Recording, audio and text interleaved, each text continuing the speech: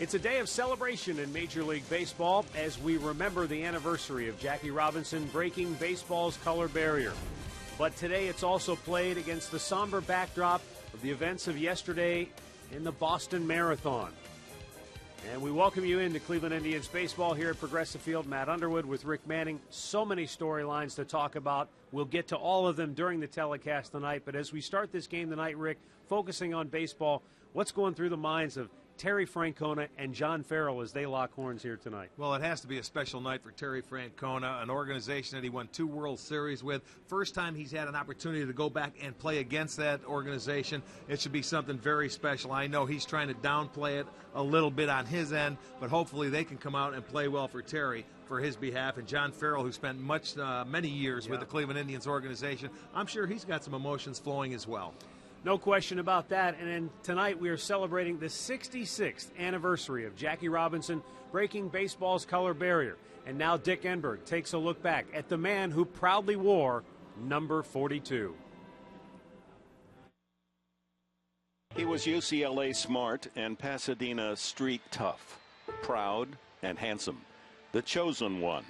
Didn't get his chance till 28, prime years stolen, yet for 10 years, a dominant big league star. His crossing the color line was greeted with bold bigotry from fans, the press, opposing teams, and even his own Dodger teammates. His entire professional life riddled with hate and threats of death. All the while, his only emotional recourse in answering this inhuman test was to turn the other cheek. It demanded Herculean restraint. The only place for defiance and retribution was on the playing field, where Jackie could and did answer with aggression, hitting with authority and purpose, and sliding with menace. Oh yes, he played hard, all the while with a self-imposed governor on his heart. To verbally retaliate would undermine his cause. And he won. As sure as he stole home, Jackie stole prejudice from millions. His all-star excellence inspiring equality on and off the field. Sadly, he died young, only 53. No wonder. He lived with the enormous weight of fighting for every man's equal rights. Every man's. And he was still swinging at the very end. And I have been moved by the cause that brings so many of you out day in and day out, putting your lives on the line so that America can be free. So we pause today to salute an American hero, Jackie Roosevelt Robinson, an American heavyweight champion, knocking out prejudice and helping to win this nation's social freedom.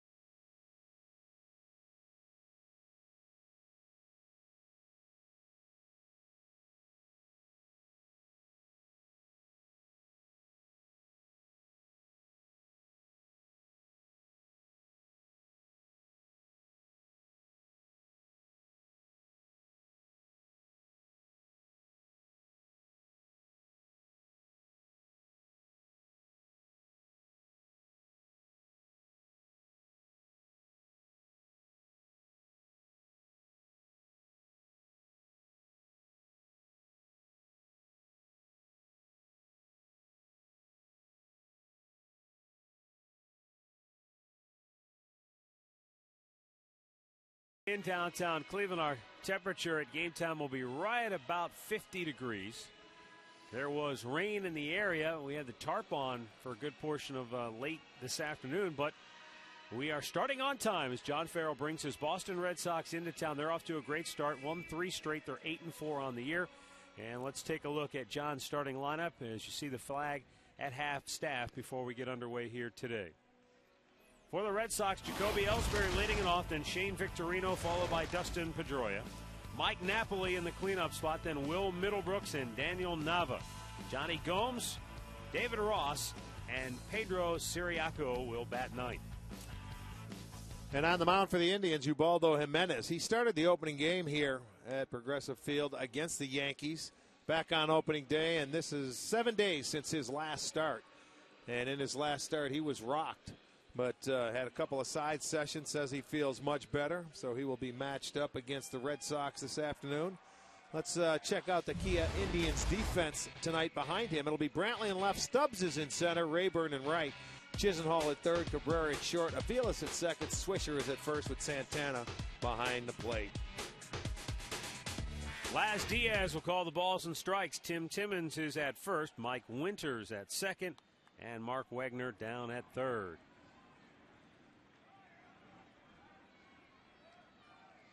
Ready to go, Jacoby Ellsbury standing in. And Ubaldo Jimenez, first pitch up high for ball one.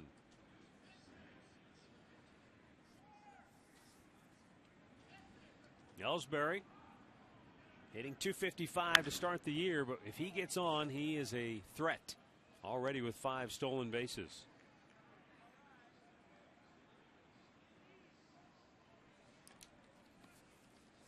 For Ubaldo Jimenez, the key for him is to simply throw strikes. And also, you know, there was some debate as to whether or not the radar gun was accurate on opening day or on his first start, the home opener. Did that cause him to try and overthrow because he thought he said no, that had nothing to do with it. But obviously he did not look good in that first start here against the Yankees. Well, he said he couldn't get loose. Chopper up the middle. Cabrera on the move, has to get rid of it in a hurry. He does to retire Ellsbury, out number 1. Well,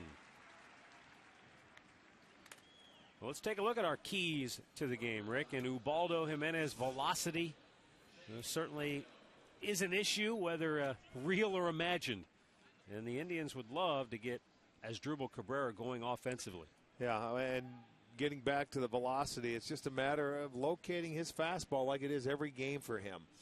You know, he went with so many off-speed pitches in that game against the Yankees. He gave up a couple of home runs. Remember, Hafner hit the first one out, gave him 3-run first inning, but it was change-ups, a lot of sliders, you know, and rarely do you see him throw that many off-speed pitches. Fastball up and in to Shane Victorino, who spurned the Indians' overtures in the offseason. They went after Victorino during baseball's winter meetings, but Victorino chose to sign with Boston. Pitch up and away, and it's 2-0. Well, in a way, it's turned out to be better for the Indians because they went out and they signed Swisher. And after Swisher, they get a Michael Bourne to go out and play center field. 3 balls, no strikes.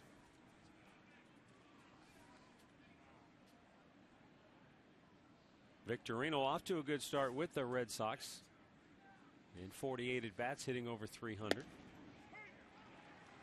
3-1 to count. And again, we get back to the issue of the velocity for Jimenez.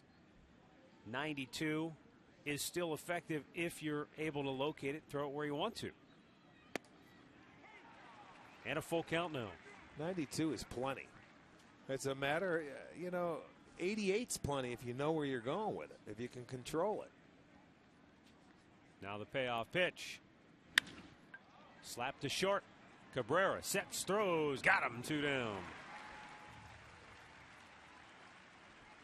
With more on the Indians right-hander starting tonight's game, let's go downstairs to Katie Witham. Well, Matt, this is Ubaldo Jimenez's first start since the Indians' home opener. He's thrown 2 extended bullpens where Indians pitching coach Mickey Callaway told me they really worked on closing his stride, which in doing so has really kept his tempo up and then also improved his extension and his follow-through. But as you guys both mentioned, the key for him tonight is to throw strikes. All right, thanks, Katie. A lot of mechanical jargon there, but the longer you stride, the longer it takes for your arm to catch up to you. Just watch him wind up, and you'll see mechanical. I mean, you can see why. He pulls the arm straight back. He long arms. He comes through, and there's a lot to get out of whack. And, you know, the easiest thing to do would be to stay short and compact. But watch, the arm comes out. It goes all the way down. He's got to catch up to it, and everything has to be perfect. It's like a hitter that has a big stride and his head drops 6 inches. It's still, you know, you got to be perfect to get it. Yeah, at the end of the day, no matter what you do before you release the ball, you have to get back to a certain spot to be in order whether for it to be you're effective. pitching, whether you're hitting, or whatever. You've got to get your arm out in front and throwing a downhill plane hitting wise. You know, your hands have to be in the right area. That's why everybody is different, but everybody's got to find that point that they can do it at consistently. Good numbers for Pedroia against Jimenez. And another 1-2. High with the heater. Well, this is one guy that loves the high heater. He can hit a high pitch with the best of them. Not a very big man in stature, but I'll tell you what, he swings it like a big man because he can get up on top of a high fastball. Slowly chopped to third. Chisenhall flips it over, and the Red Sox go 1-2-3. A good start for Ubaldo Jimenez. Boston is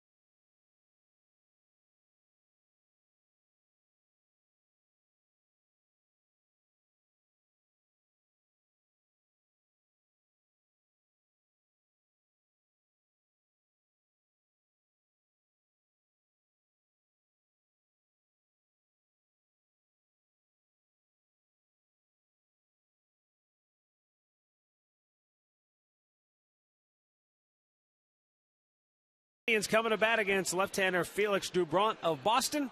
And Terry Francona starting lineup presented by Progressive, making it easy to bundle your home and car insurance. Drew Stubbs, Asdrubal Cabrera, and Carlos Santana up to the 3-hole tonight. Nick Swisher, Mark Reynolds, Michael Brantley in the middle, and Mark Aviles, Lonnie Chisenhall, and Ryan Rayburn. 25-year-old Felix Doubront on the mound, and he is their youngest pitcher for the second straight year as he breaks camp. Last year, it's his second start of the year. His second start got rained out, and they just skipped him in the rotation. Last year in his career, 5-1 in 8 career starts against Central Division clubs. He's 1-1 against the Indians. Let's set that Red Sox defense. They have made only 2 errors all year long. They've been very good defensively. Nava, Ellsbury, Victorino in the outfield. Middlebrook, Siriaco, Pedroia, Napoli on the infield with Ross behind the plate.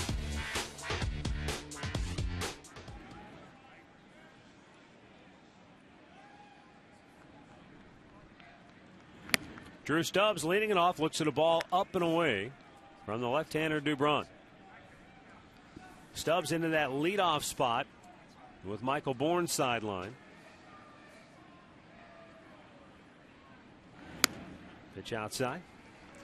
Doubront with a fastball, slider, good changeup that I recall. As I mentioned, he was 1-1 against the Indians last year. But he can strike you out. Good strikeout pitcher. As the Red Sox, as a team, they lead all of baseball in strikeouts.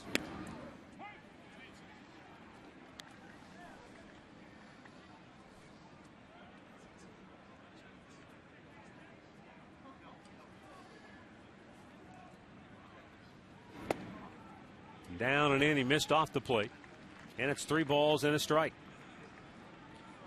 Well, Rick, you know that you're going to be without Michael Bourne for probably a week, maybe. You hope that's all it is. You don't know for sure until he gets the stitches out of that injured finger. Right. So Stubbs goes into that leadoff spot.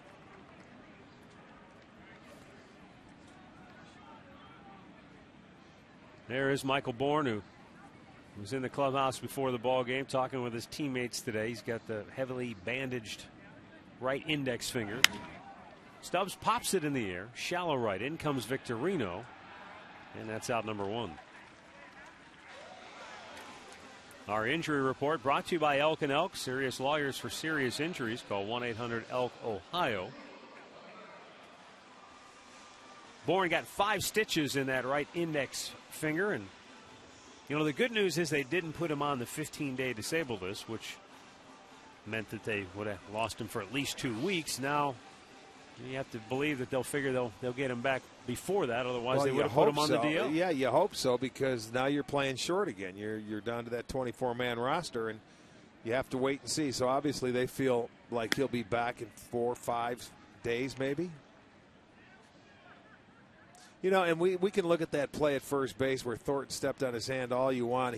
That's one of the few times I will agree where a guy can go in head first, because if he stayed on his feet, he would have ended up colliding with him anyway. And that might have been worse. So it was just unfortunate how it happened.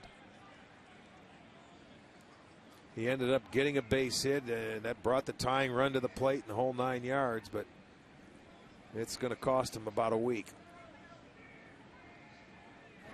Cabrera hits one in the air to center field. On the move is Ellsbury. On the track and makes the catch in the middle of the warning track for out number 2. But a much better swing, and hopefully that's a sign of good things to come for Asdrubal Cabrera. With more on the Indians walking wounded, let's go downstairs once again. Here's Katie. Well, Matt, I spoke with Michael Bourne today. He has 5 stitches in that right index finger. He told me he's going to be out at least 10 days before they can get those stitches out and get him back on the field. As far as Jason Kipnis goes, I also had a chance to catch up with him. It's his left elbow that he's feeling a lot of soreness in. He feels it the most when he's hitting and during extensions when he's on the field. They have him considered day-to-day right now. All right, thanks for the update, Katie. Carlos Santana taking a strike over the outside corner.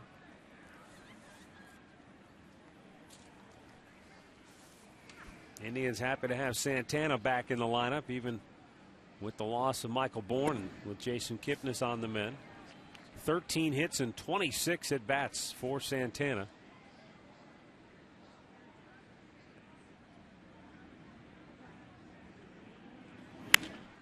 And he rips that one foul out of play. 1 ball and 2 strikes.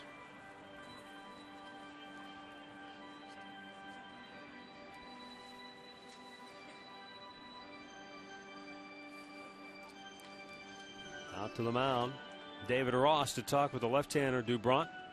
Switch hitter Nick Swisher on deck.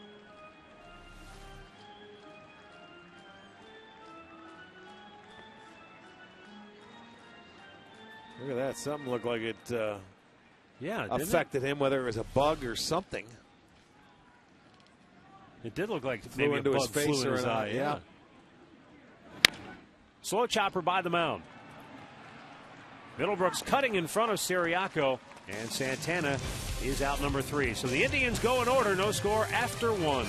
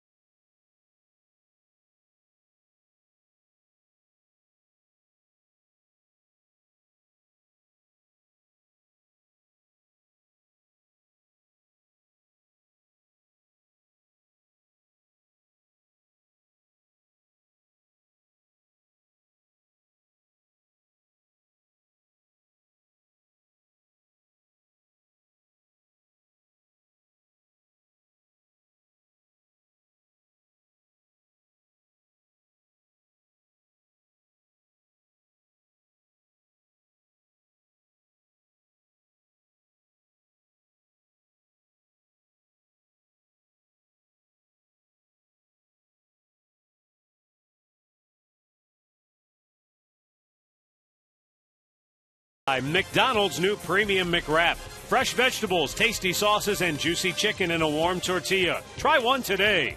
And by Kia.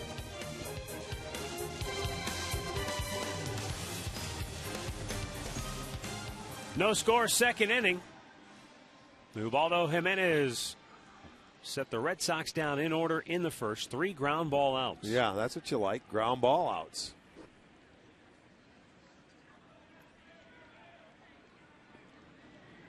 Mike Napoli, big offseason sign for Boston. Though it seemed like it was not going to happen for the longest time. I was going to say, boy, there was a hold on that sign for quite some time, I guess, with the hip problem from Mike Napoli.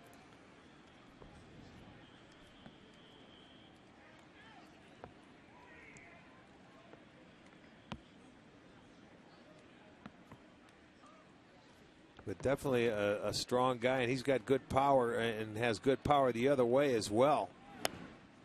You know, so sometimes when you look at that monster, I saw yesterday he got the game-winning double to drive in the run. He was fooled on the pitch, and this guy's so strong, he kept his hands back enough, and he could play pepper with that wall if he ends up pulling it. But got the game winner yesterday against Tampa. Just missed the outside corner. And it can't count evens up at 2-2.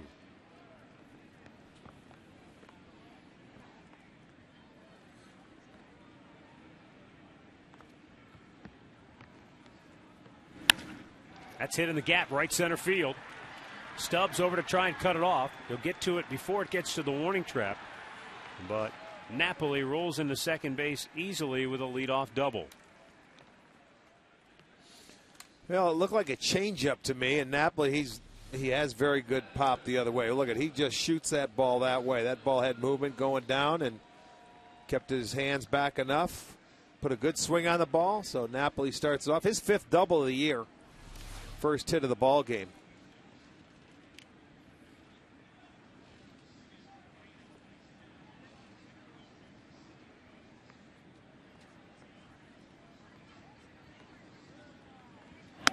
Pitch up high to Will Middlebrooks.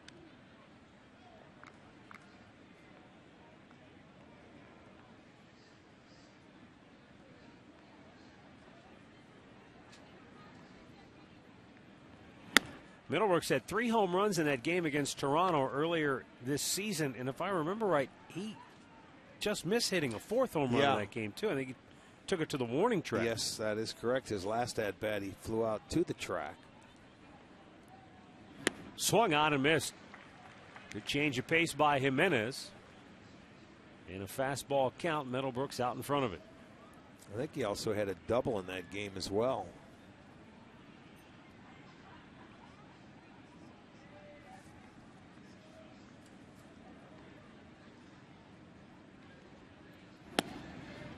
Fastball misses down low, and it's 3-1 now.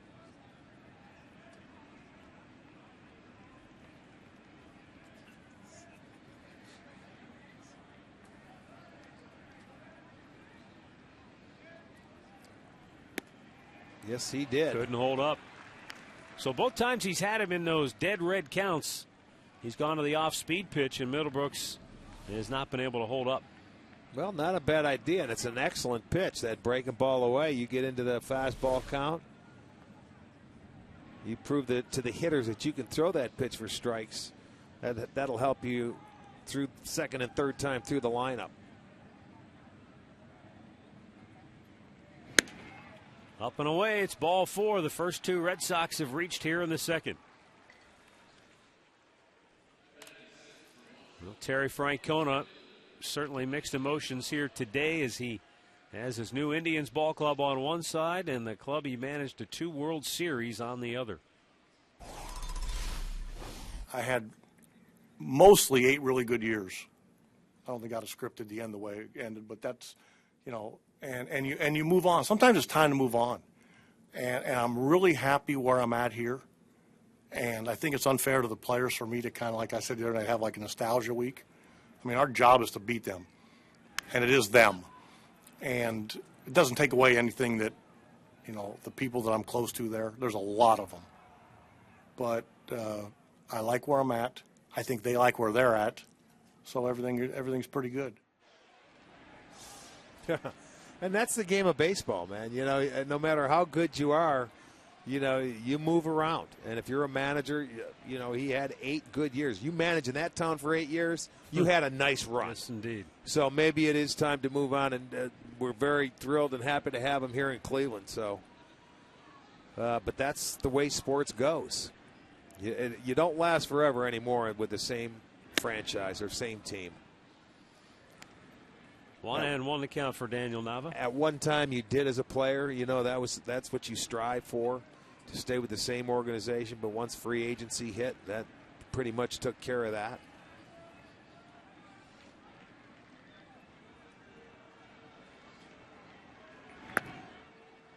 And that's outside. 2 balls and a strike. This is what you want to see, is Ubaldo from the stretch, because sometimes he can become a different pitcher from the full wind up to the stretch.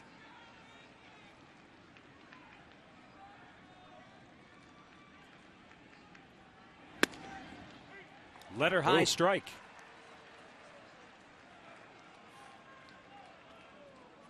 Might have been a gift call here. Well, look at that. That's up above. That's letter high. So that's the old school strike zone right there. The high strike zone. That's when I played. You'd swing at that, though. I wouldn't take it. Breaking ball, swung on and foul tip. Jimenez gets his first strikeout, 1 down here in the second. Here's our stat of the game, brought to you by your Northern Ohio Buick dealers. Terry Francona, one of just 5 managers since 1991 to win a World Series in his first season with that team. Jack McKean down with the Marlins, Bob Brenly in Arizona, Jim Leyland with the Marlins, and Joe Torre with the Yankees. How do you top that? Your first year managing, you win the whole shooting match. It might be time to retire. You can't do any better.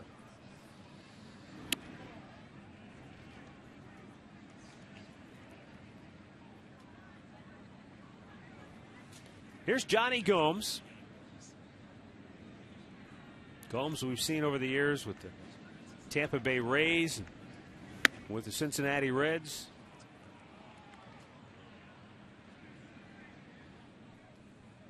Just kind of a gritty player. Well, this is one guy you can't throw hard enough for him. The harder, the better.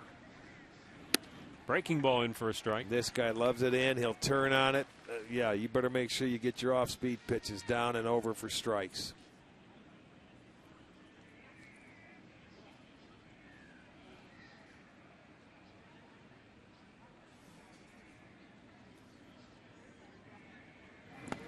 Good block that time by Carlos Santana on a ball in the dirt. It's 3-1 to Gomes with David Ross, the catcher, waiting on deck, and a lot of pitches piling up for Jimenez. Only 18 strikes against 17 balls so far.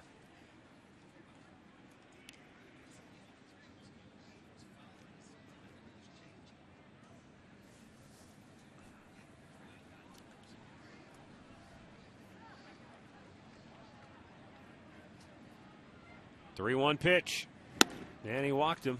Second walk of the inning, and the bases are loaded with only 1 out.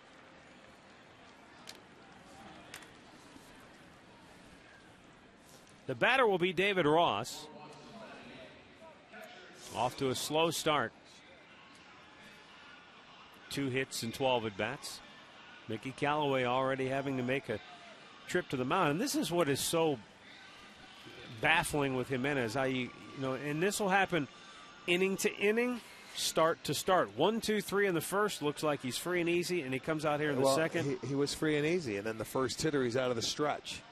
And then after that, now the walks are coming, and you see everything's upstairs. That at-bat against Nava, when he called the 2-1 strike upstairs, made him swing at that high slider on the second one. So he caught a break on that one, and he's been upstairs with everything because his arm's not catching up to him out of the stretch.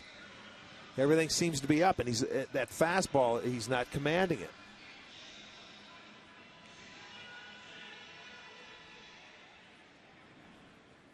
Well, he's in the soup here.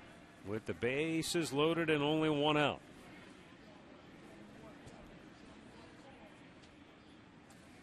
David Ross takes it's up high, ball one.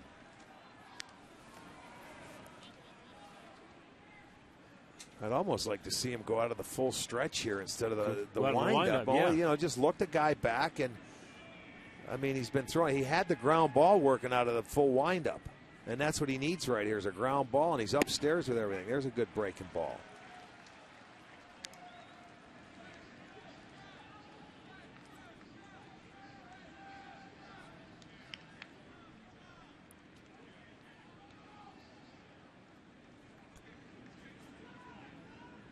The 1-1. Fastball and a good one, right down the middle, but fouled back, and it's 1-2.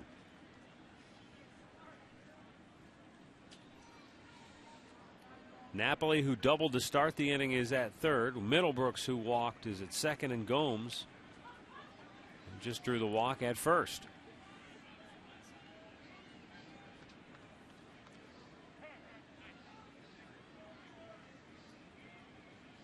Already the 40th pitch tonight for Jimenez.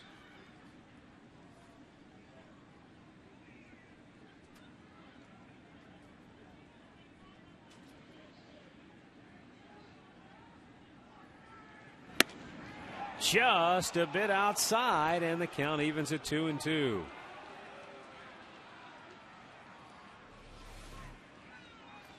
Well, there you'll see Santana sitting up there. It's off the dish. He's sitting on the outside edge. He wants him to miss with it to see if he'll get him to chase.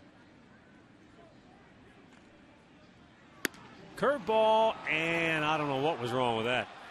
That looked pretty good. Well, that one had the plate. Now this one has the plate. It's a breaking ball. Now you see he called the pitch up against Nava. That ball is up and he doesn't get the call. The 3-2, and it's ball four. The Red Sox lead it 1-0. 3 walks in the inning for Jimenez.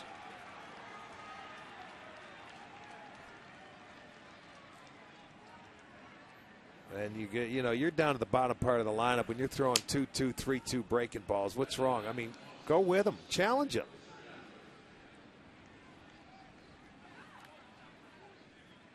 Third walk in the inning.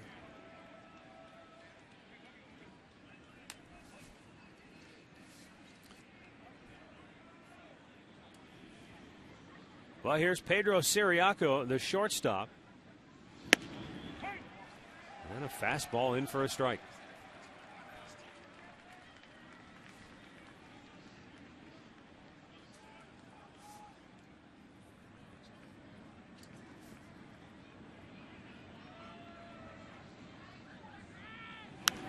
Fouled right back.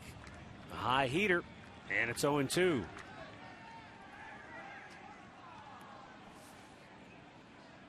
So back-to-back fastballs, both at 94 miles an hour. Where was that in the last couple of batters? That's the perplexing part of it. That's what you shake your head at. And Ross is a guy that was hitting, 167. Line drive to right. Rayburn makes the catch. Here's the throw, cut off, and the Red Sox lead it 2-0. Siriaco gets his second RBI on an 0-2 pitch. He's able to line it to right to get the run home from third.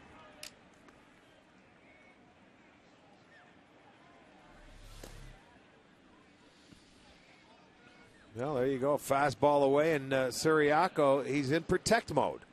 He's a free swinger. He's going to put the bat on the ball somehow, some way. That was off the plate, but gets a nub of it to get the sacrifice fly and drive in the run.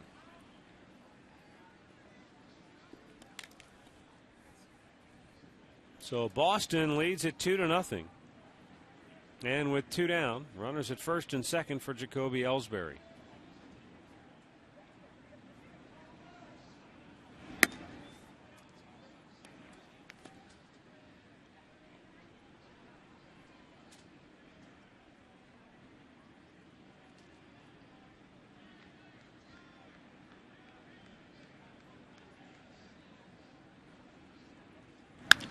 Smashed up the middle, off the glove of Cabrera into center field. Scoring is Gomes. Ross will go to third. Heck of an effort by Asdrubal Cabrera. To be honest, off the bat, I didn't think he had a chance to get to that ball. He did get leather on it, but that ball was scorched by Ellsbury. Yes, it was. He got leather. It was hit too hard. He couldn't control it. Thinking fastball going away, and look at that ball was by Cabrera, but he made good effort. So they continue now with the 2 outs. 2-out hit by Jacoby Ellsbury, and I'll tell you, when the Indians have struggled this year is when they've given up a lot of 2-out hits. Well, the 8th man to bat in the inning is Victorino, and Ellsbury just took off, and he's down at second. Well, his 6th stolen base of the year. When you're a guy like Ellsbury that can steal, it's going to be a track meet, especially off Jimenez. And you can see Victorino just, he's going to take it all the way. Now the 1-0.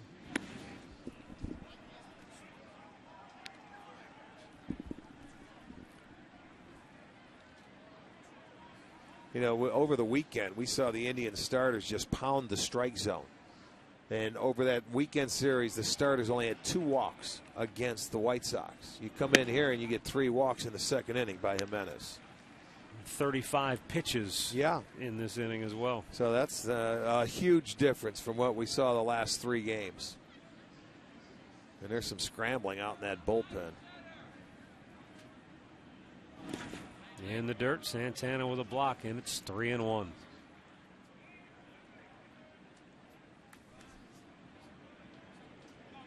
Cody Allen looks like he's going to get up and start to get loose.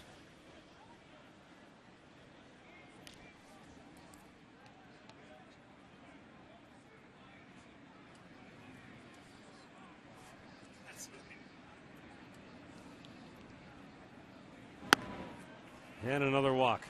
Boy, oh boy.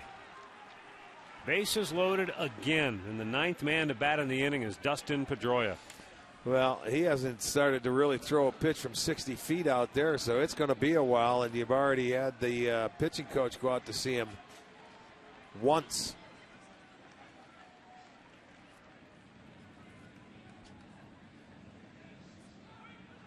So this is on him. And, you know, that's what he did in his last start. The Yankees, a 3-run first inning, and he couldn't stop the bleeding after that.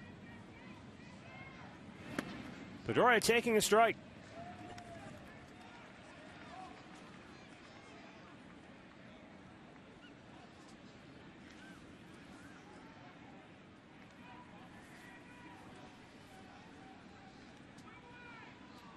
The 0-1, and a strike call. Nothing into the count.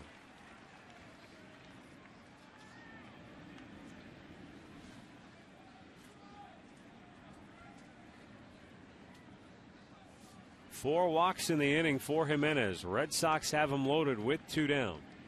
Pedroia down on the count 0-2. And another good block by Santana.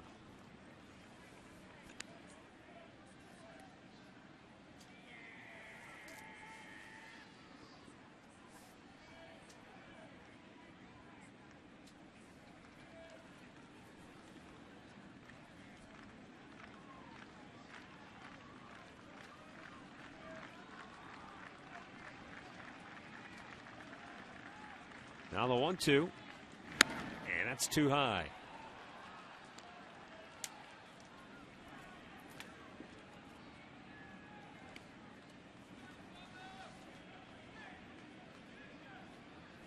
Defenders don't know what to do out there. Well, it's no fun. You know, you're out there and deep into the counts.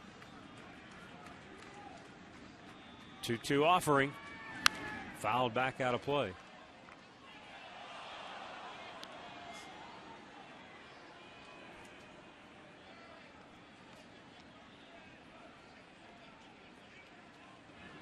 You know, what a different inning this was from the first inning. Came out aggressive out of the stretch. 3 ground ball outs and how many pitches? 15 pitches. There you go. 15 pitches. And it's like a different guy came out to the rubber now, and it's back to a 3-2 count. From 0-2 to 3-2.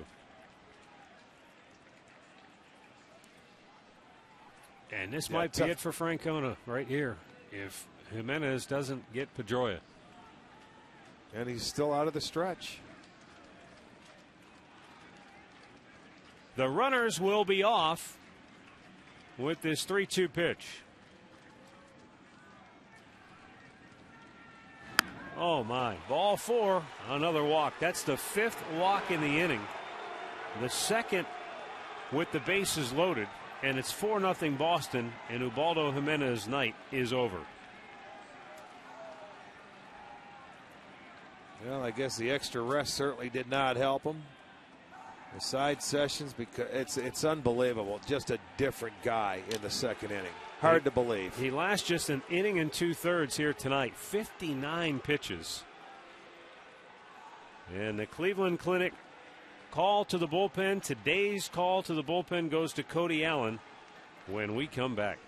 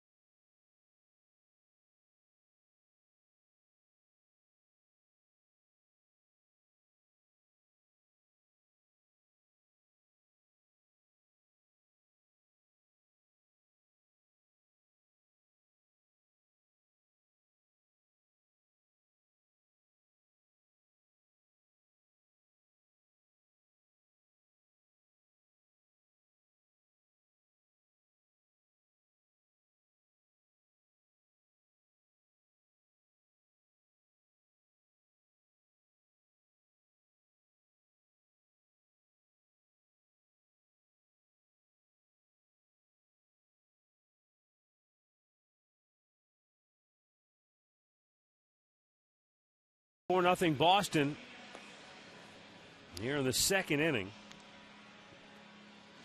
Yeah, a bad start for Jimenez. And again, you know, you're in the first game of a series and you're coming off an off day. The bullpen is fully rested. But this is a game that could certainly tax it, the first game of a 3-game series. So Cody Allen coming on for the 4th time.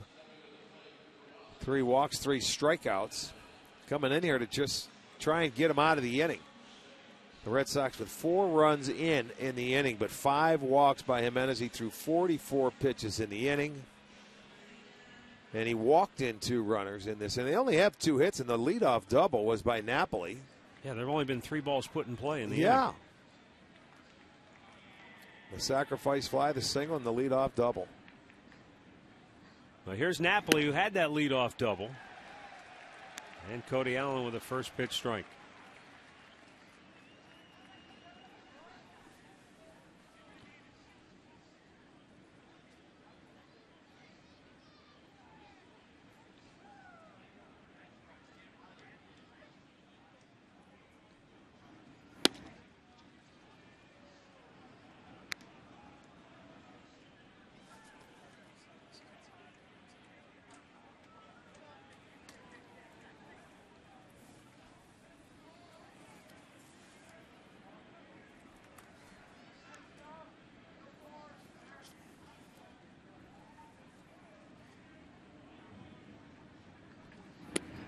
Down low, 2 balls and a strike. You know, the theory in baseball is that you don't push the panic button in the month of April.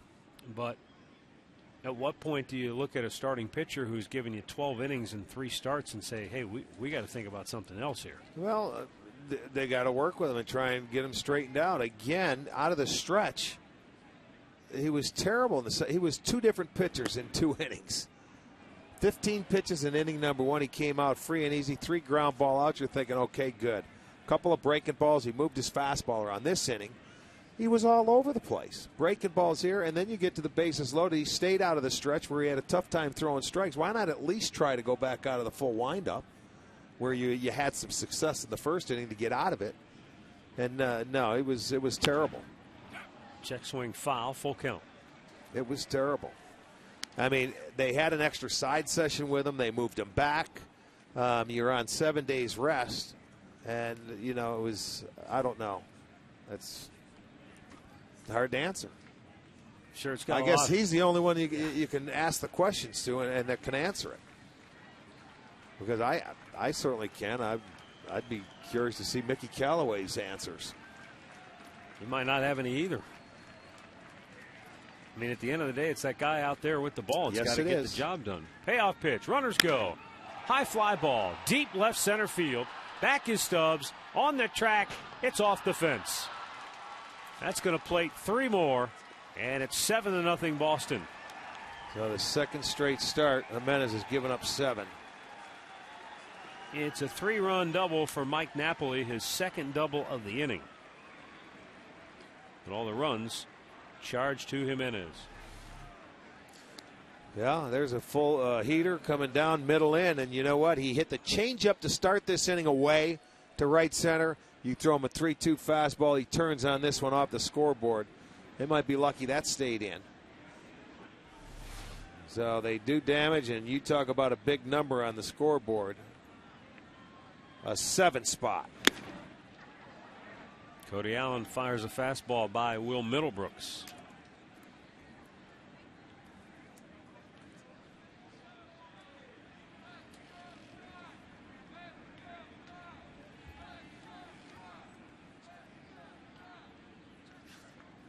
The 1-strike pitch nails the outside corner. And 0-2 the count.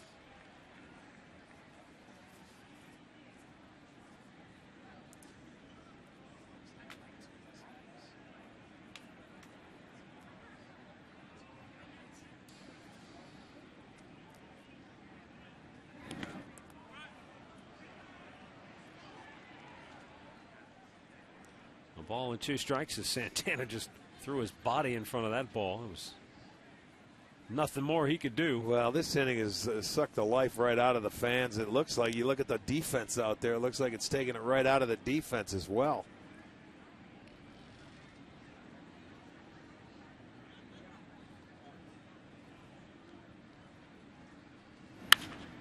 Ripped foul. This is close Tommy to being Bowe a half has hour. the stopwatch. He does. Half an hour, 20, almost 27 minutes. And Yep. you know, it'll be almost a half an hour show with no commercial breaks, folks. So stay tuned. The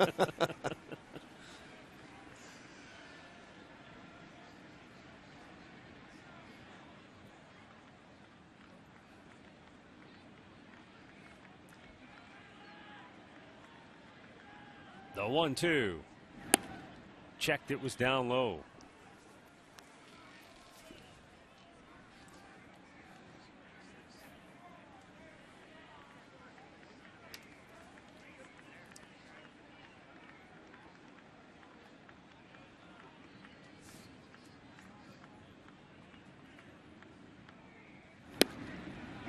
Now he rings him up. So the inning is over, but Boston explodes for a 7 spot here early.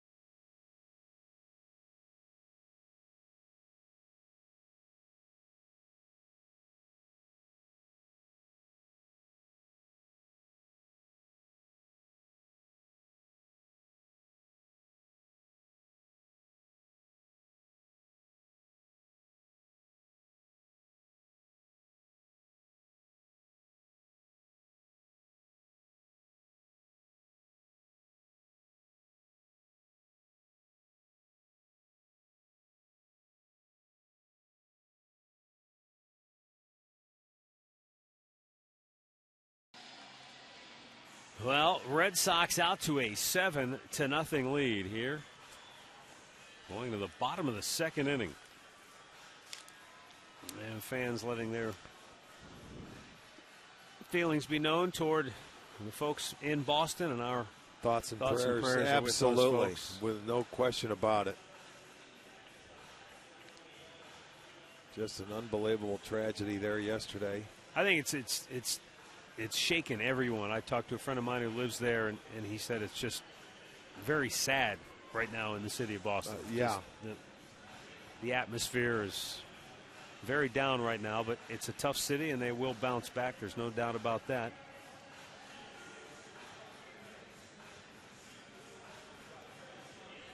Nick Swisher, Mark Reynolds, Michael Brantley due up this inning for the Tribe. Nick Swisher batting .270 with a home run, 4 driven in. Well, I guess now you say, all right, go out there and be patient, see if he can find the strike zone. He's been on the bench for a half an hour. Hasn't thrown a ball, but he comes right out and throws strike one.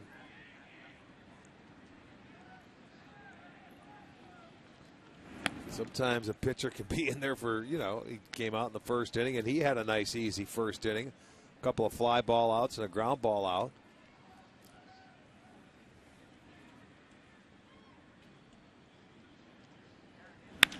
Ripped to center field, a base hit for Nick Swisher. So the Indians get their leadoff man aboard.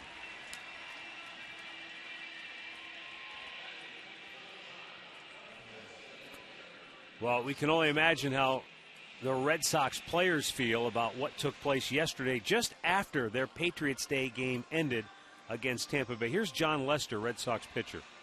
I think that's what makes Boston such a special place. These people up here are resilient, and they're gonna make, I would imagine, next year even better. And like I said, that's what makes this a special place. Is they're not going to back down and say, you guys ruined last year. You're not going to do it again, and make it a better day.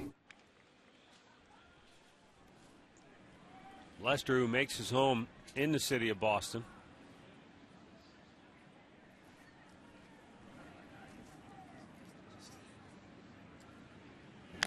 There's a little foul back.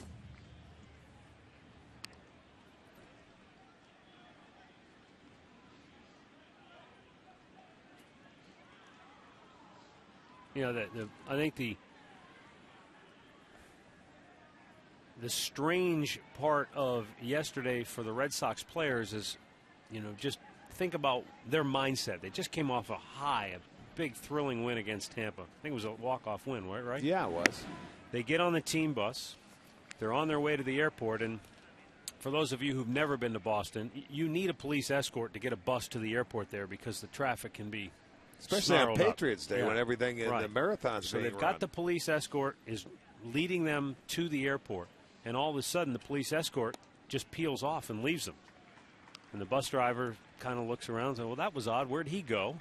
Players notice that he's gone, and then within seconds they see a police car, an ambulance, a fire truck, all passing them in the other direction, sirens blaring, and then one after another, and they all start looking at each other like, what's going on here?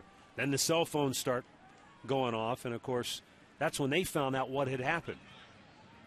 And then throughout the social media, by the time they know what's going on, they're at the airport boarding a plane bound for Cleveland, but all of them have family members and friends who are in Boston, and imagine their feelings like they're leaving, but they don't know what's going on behind them. Right. So it was very disconcerting for John Farrell and his entire club. But almost, I'm surprised they got out of the airport yesterday when they did. I think they let them fly out. I think there was some concern they might not. Right. They weren't sure exactly what was going to happen. Because this game would not be played if we were heading into Boston today. That's for sure. No way. Payoff pitch. Reynolds pops it back. Put a good swing on that one. Just missed it. Celtics had their game canceled last night and not going to be made up. Or was it today? Today or last night? It was today. That game was called off, and it will not be made up. The Celtics will, next time they'll be home is like game 3 of their series against the Knicks in the playoffs. Payoff pitch. Reynolds fouling it over the top of the Red Sox dugout.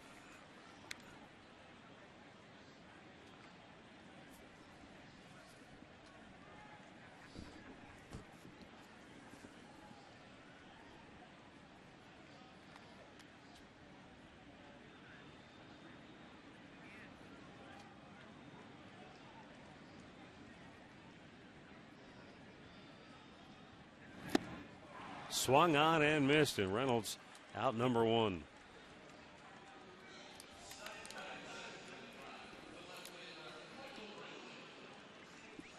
Here's the Firestone Complete Auto Care Extra Mile. And the Extra Mile Index shows us that the American League starters' ERA is topped by the Boston Red Sox. And certainly you don't win any awards for that in the middle of April.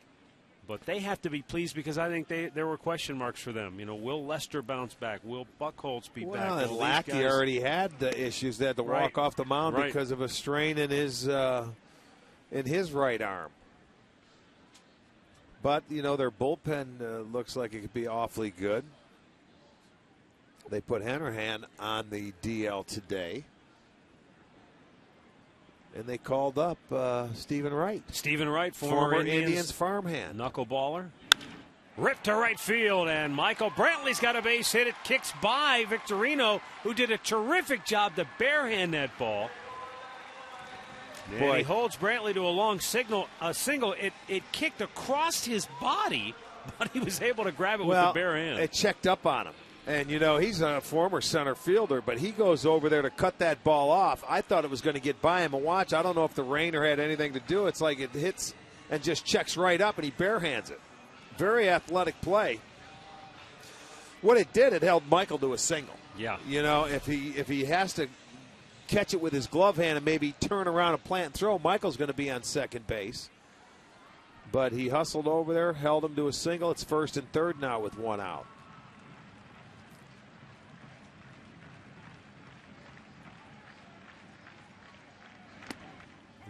Mike Aviles went to the front of the box to fake a bunt against his former teammates. Mike off to a great start, hitting .294.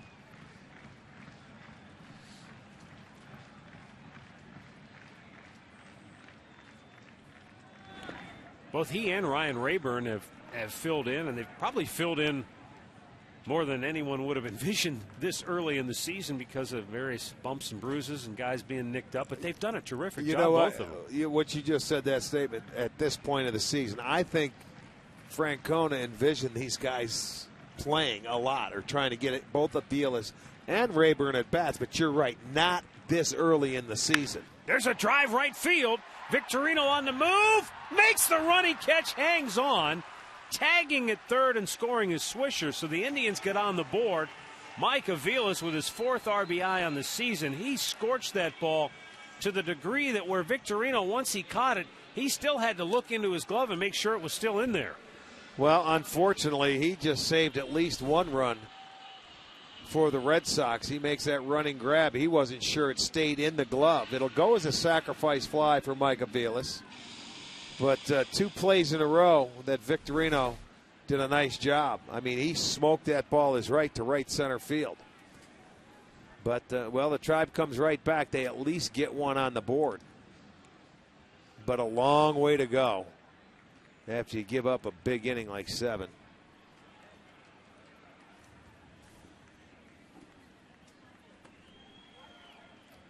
Lonnie Chisenhall with 1 on and 2 out.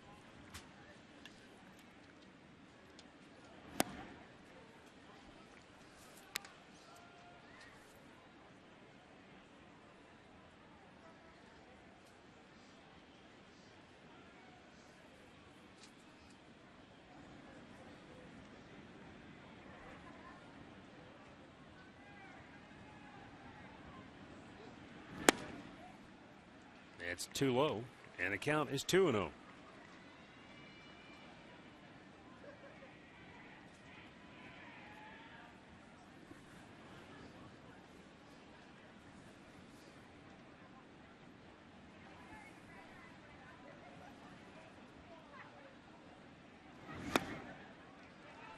All right, 3 balls, no strikes.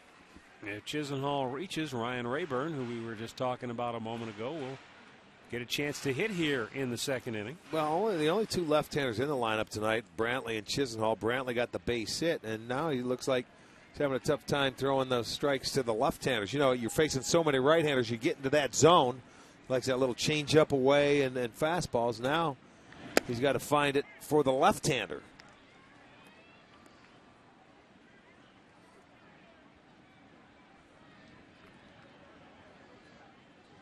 I'm sure some pitchers feel differently, but a lot of guys don't mind it if you stack the lineup one way or the other against them, because, as you said, they just get into their groove and they go.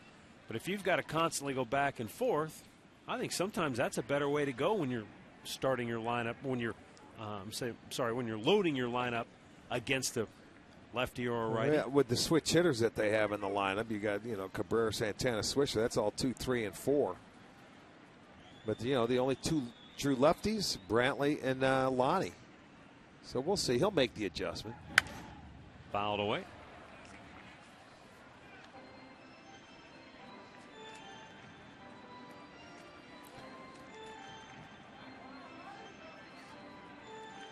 (7-1) Boston here in the second as the Indians try to climb out of a big hole tonight.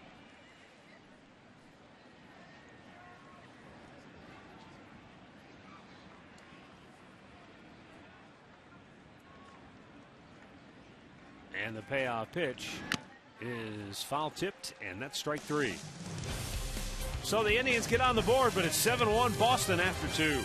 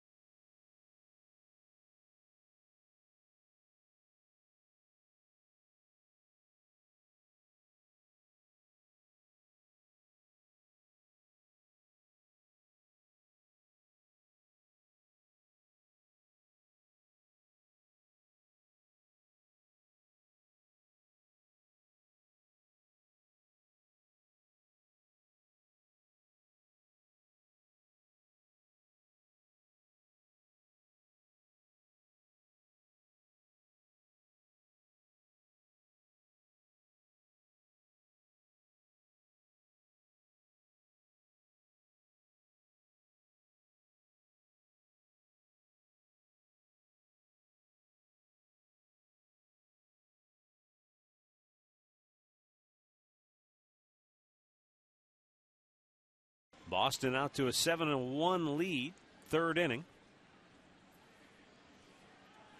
Cody Allen came on to get the final out of the second. He'll be facing Daniel Nava, Johnny Gomes, and David Ross here in the third. Pitch up high for ball 1.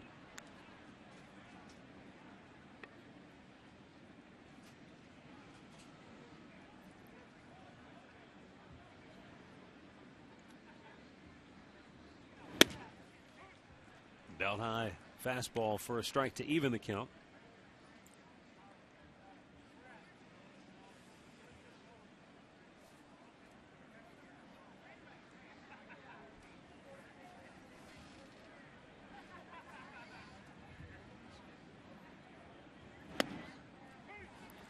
And he comes right back. Another good heater to go ahead in the count now.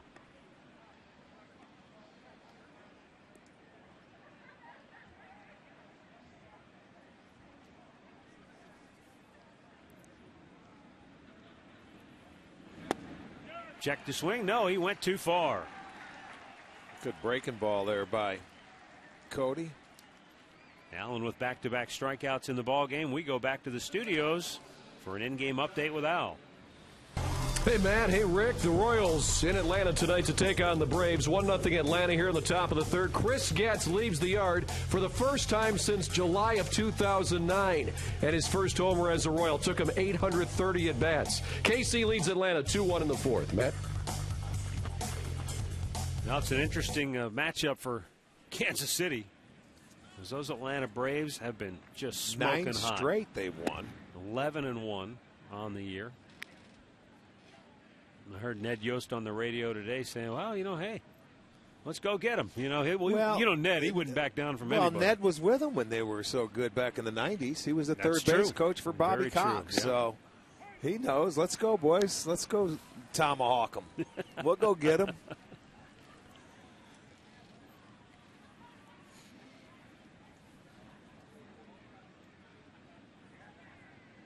Johnny Gomes awaiting the 1-1 pitch. Everybody in the AL Central is about on par. Detroit, KC started the day 7-5. The Indians were 5-6. Minnesota was 5-7, and White Sox were 5-8. So everybody just kind of jumbled up together. Nobody's made a move of any sort yet. Well, I mean, that's hammered in the left center field. Stubbs cuts it off. Gomes has a 1-out single. you don't expect it until we start getting into division of play. You know what I mean? When you're talking about somebody making a move, we played the Sox, won 2 out of 3. That's good. You move on. We've been stuck in this National League East as a breaking ball by Gomes. Smoked into left center field for a single. 4th hit for the Red Sox. Gomes walked and scored. They got some beards, don't they? Yeah, they do. Gomes, Pedroia. After the game, getting ready to go build a house. They do. right. Those are the things. It's like Stanley Cup time, man. You know, when you playoff beard. Yeah. Hit hard to third and by Chisenhall. Down the line, Brantley over to cut it off. On his way to third is Gomes. So ball was hit hard, but Chisenhall unable to knock it down. And so the Red Sox have him at the corners with 1 out. Well, he throws that low fastball down and in that Ross smokes. Chisenhall gets over there. I thought he had a chance on the backhand side, but it just gets under his glove. That thing was hit sharply. So they have him at the corners. The double play still alive, but here's a free swinger and a guy that he better hit it right at somebody if you want to turn it. Pedro Siriaco.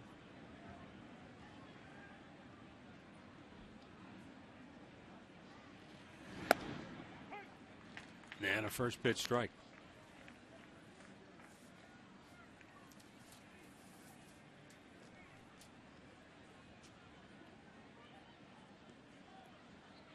First of 7 meetings between the Indians and the Red Sox this year. Tribe will be in Boston for a 4-game set in late May.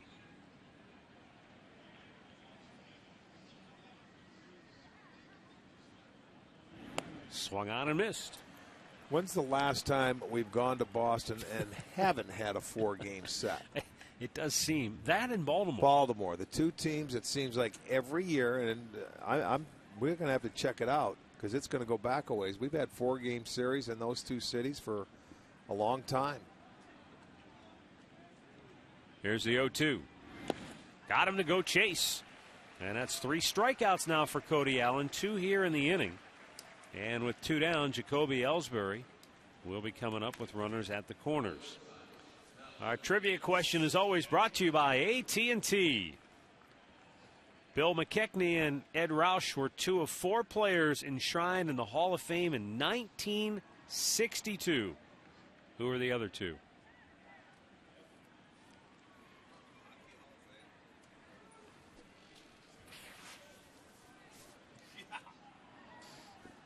Jacoby Ellsbury knocked in a run and scored in the second.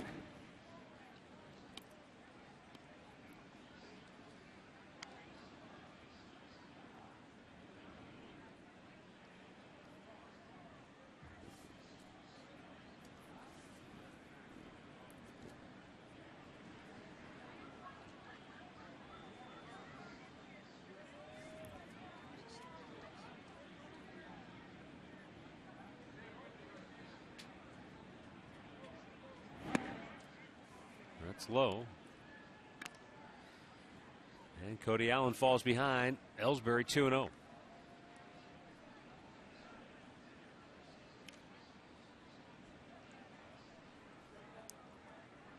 Gomes, who singled with one out. Ross, who followed with a base hit, are the base runners. And the 2-0 to Ellsbury. Ripped the first. Oh, what a backhanded pick by Swisher to retire the side. Couple of hits in the inning and one ball smoked, but no runs for Boston. Middle of the third. Red Sox on top by a half dozen.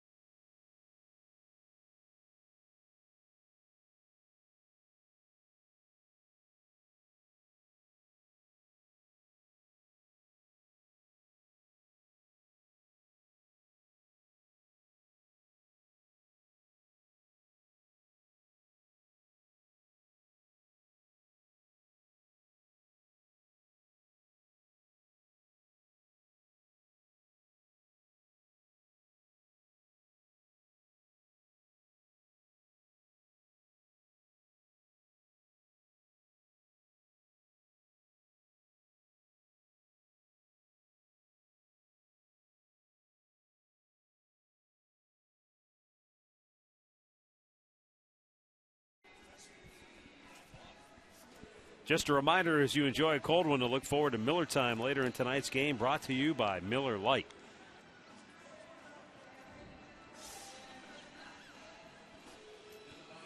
(7-1) Boston as we go to the bottom of the third, folks.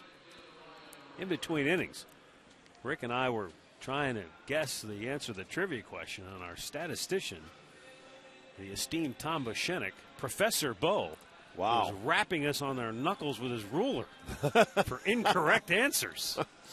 Man. I'll be back. I got to go to the principal's office. We'll be sitting in the back of the room with dunce caps on. No kidding. We don't have time. We're just talking about it, Tommy. Relax. Here's Ryan Rayburn to lead off for the Tribe in the bottom of the third. And Felix Dubront with the first pitch strike.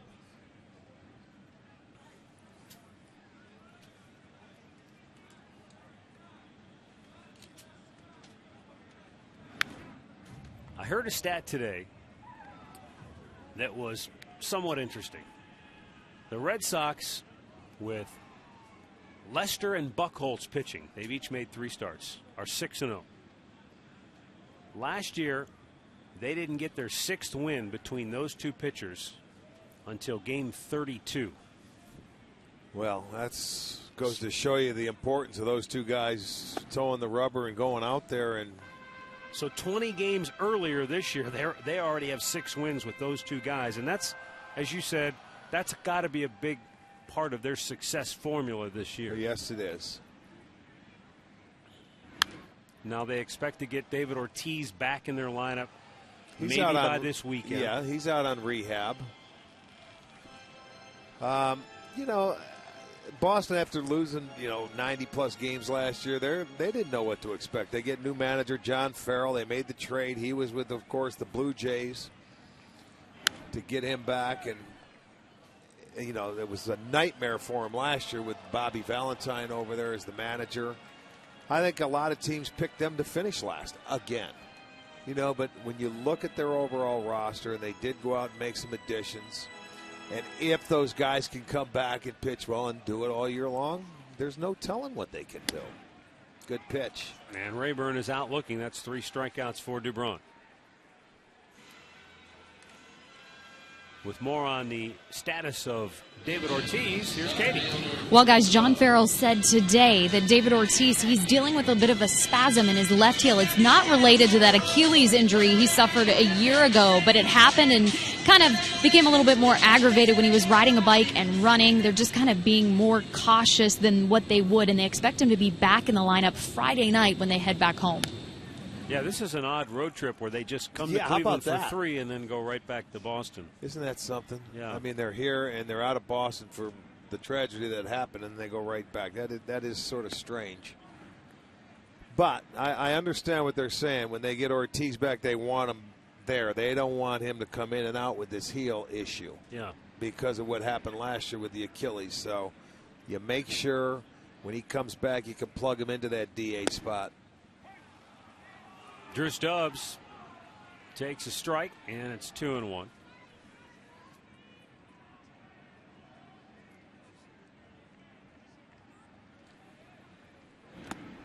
Down low. 3 balls and a strike.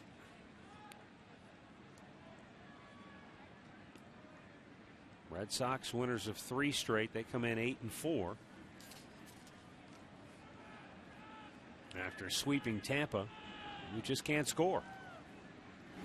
Swing and a miss. And a full count.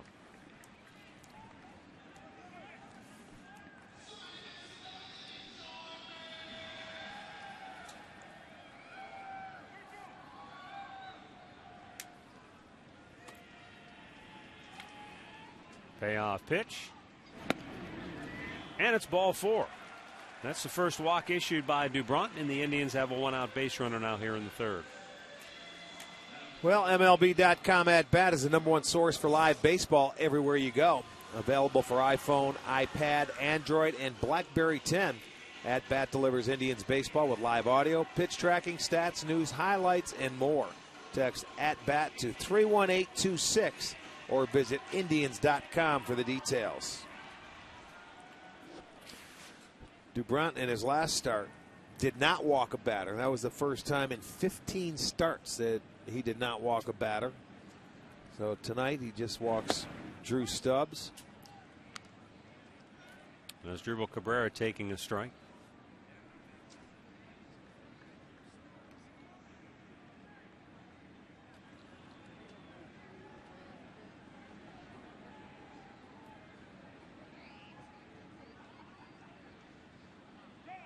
Time was called. Now, of course, John Farrell was the pitching coach for Terry Francona in Boston. And then when the opportunity came up to become a manager and go to Toronto, John said that Terry was very supportive and very encouraging, and something that, you know, he'll never forget. Well, that's what you get into the game for, a lot of these guys. You don't come to get into coach. I mean, some do. But you have aspirations to manage in the big leagues, and when that opportunity comes up, you've got to go and at least try it and pursue it. I mean, a lot of people have to go through the interview process to get there, and once you do, you finally get there, and hey, people in Toronto didn't like it. Johnny, they went to Toronto after we did, and they were waiting for him to lynch him up there in Toronto because they felt, you know, he was going to his dream job in Boston where he was the coach, and they succeeded, and they were ready to hang him, but they played well up there in Toronto. Well, in Toronto, John did well. He just never really got over that proverbial hump. They were about 500 every year under him. They just couldn't get any traction in that tough, rugged AL East. They wouldn't spend money. They were in the American League East, and they had pitchers go down. They didn't have their pitching staff to compete. Yeah, there. Last year was a disaster Sure in terms of it was. I mean, all of his pitchers went south. They got hurt. But John said, hey, you know, when he was working here in the front office for the Indians, director of player development, and did a terrific job in that regard, he said the whole idea of getting into coaching was the chance to work with Terry Francona. Cabrera out looking, and he doesn't like the call by Laz Diaz. That's 4 strikeouts now. And Cabrera lets Diaz know what he thinks. as he heads back to the dugout. But Terry had worked in the Indians front office, so he'd spent a year working with John, so he got to know him then. And then when the opportunity came up to get into coaching and become a pitching coach for Francona, he jumped at that and opportunity. Succeeded at that. You know, and I really personally thought John was on the fast track to becoming a general manager for some team, if not here in Cleveland somewhere. But when you he look chose at his own path, and it's worked out well. And the people that have managed here, Bud Black started the same way. Yeah. Was an assistant here. He's managing the San Diego Padres. Of course, Terry Francona.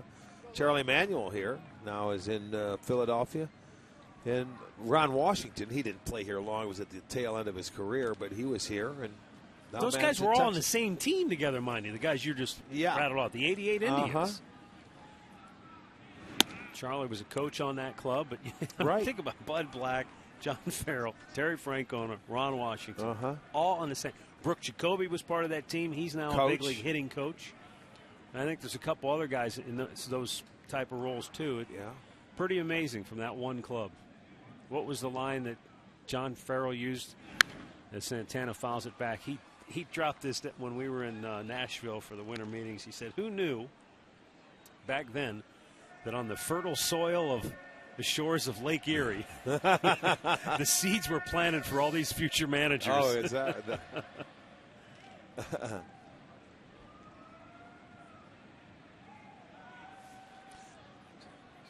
Two down with a runner at first, and Carlos Santana lifts one foul over near the dugout. Napoli can't get to it.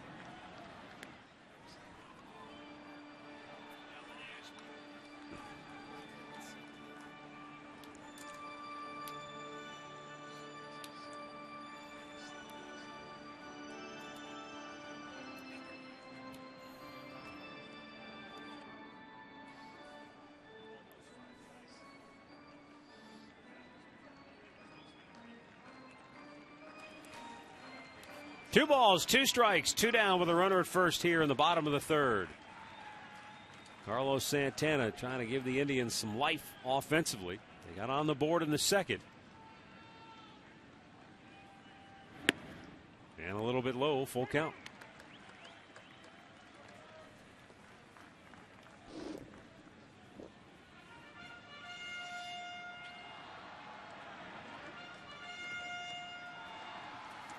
This is already 5 full counts for Dubron.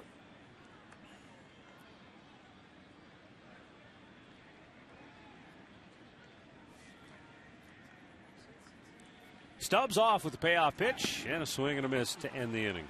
So Felix Dubron with 3 Ks in the third, 7-1 Red Sox.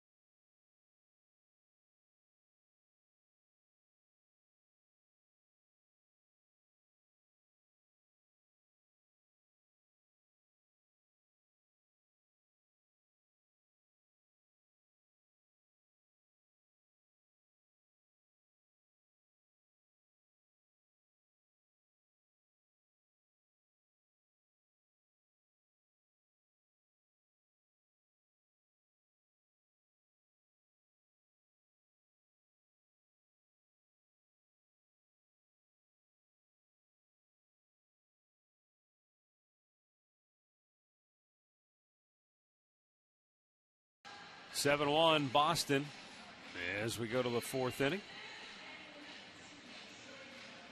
Shane Victorino, Dustin Pedroia, Mike Napoli due up.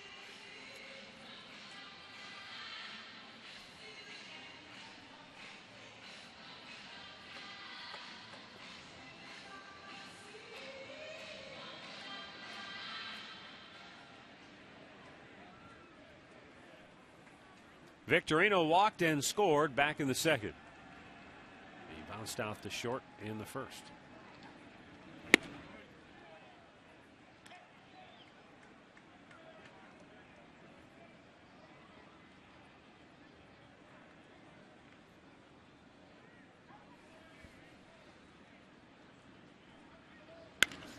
Bounced towards second base.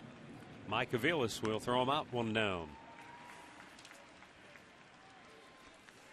Well, there's still great seats, great values for the rest of this series against the Red Sox. We will close it out in a couple of days. Don't forget, 12-ounce beers are now only $4. Hot dogs only $3 for every home game. Buy early and save on your tickets at Indians.com.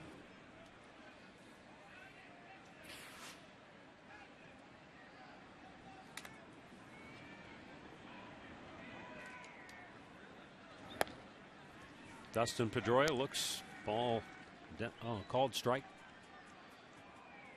He walked with the bases loaded in the 2nd to force in a run.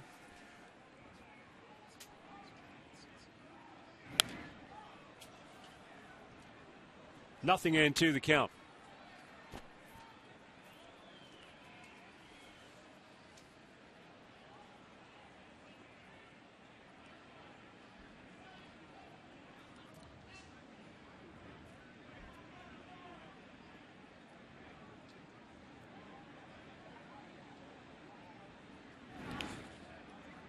Not surprisingly, Pedroia and Terry Francona had a very good relationship when Pedroia played for Francona.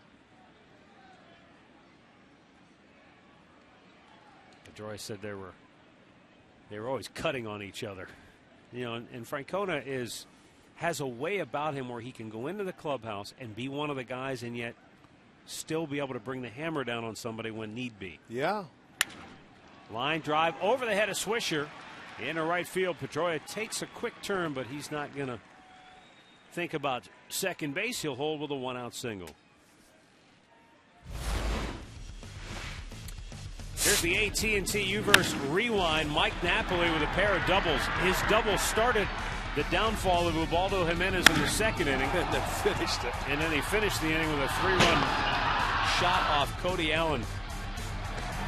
Funny, he took the changeup to right center field to lead that inning off, and then hit a fastball in off the wall to drive in 3.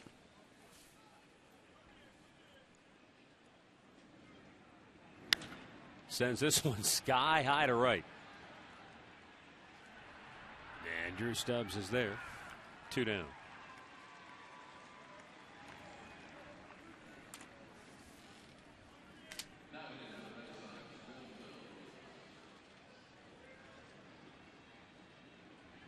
Like I said, Stubbs, that's Ryan Rayburn.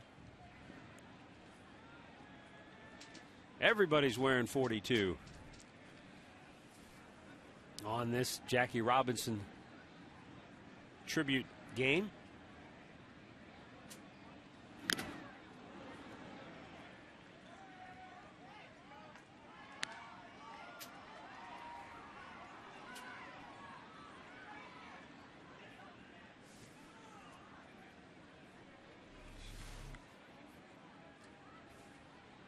That hit the tip of the glove from Santana, goes right into the mask of Laz Diaz.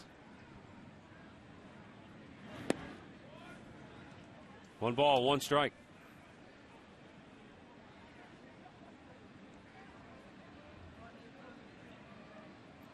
Apparently we caught a break here this evening. It looked like we were going to have a rain delay to start, but the rain skirted just south of Cleveland. And evidence of that is in Pittsburgh, where they're now on a rain delay against St. Louis. And they were in a rain delay in Cincinnati for a while. They're just getting ready to start that game.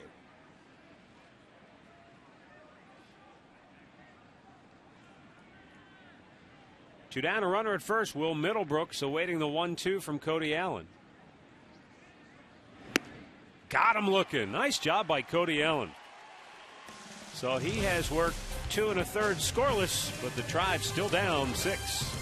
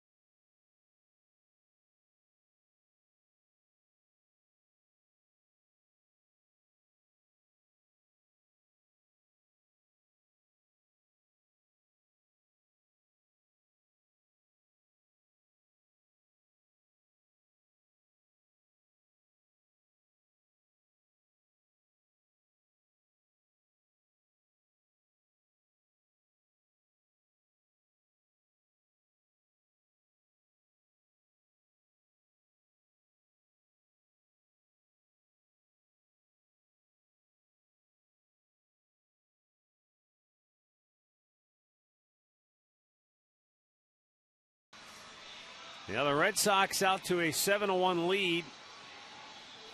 Bottom of the 4th inning. Heart of the Tribe order. Nick Swisher, Mark Reynolds, Michael Brantley coming up here. Felix Doubront allowing 1 run in that 2nd inning. Coming on a sac fly by Mike Aviles.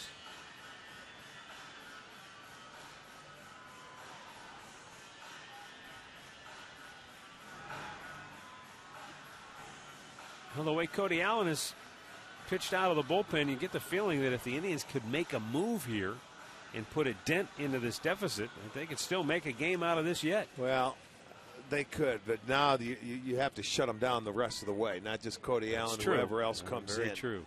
But, I mean, when you give up a 7-run inning early in a game, it's like it's over, especially when you're looking at one of the better pitching staffs in the league. Look, they can come back, but it's going to take everything going perfectly.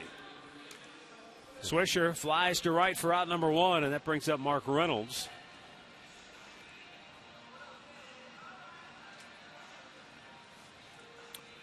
Reynolds struck out his first time up.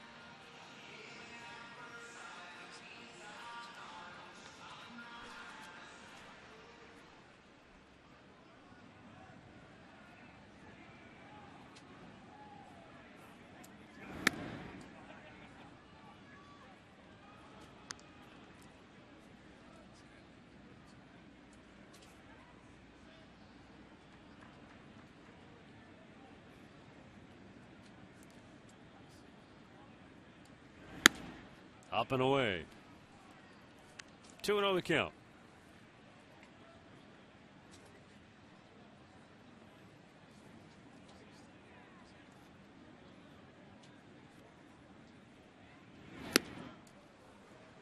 And now 2-1.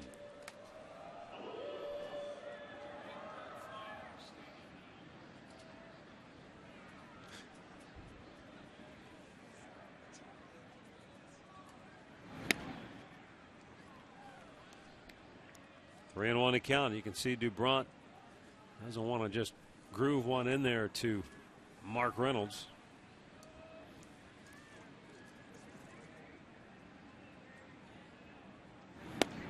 Ball 4.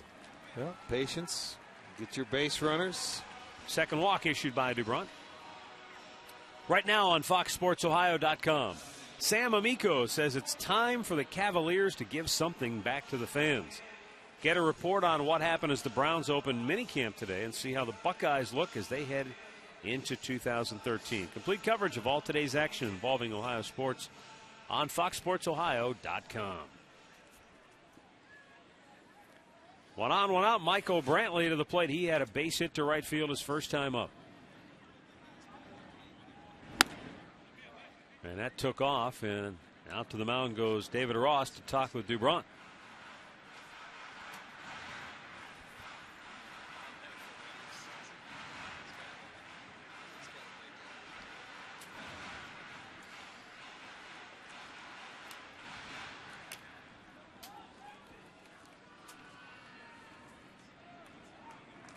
Brantley off to a good start. 10 hits and 36 at bats.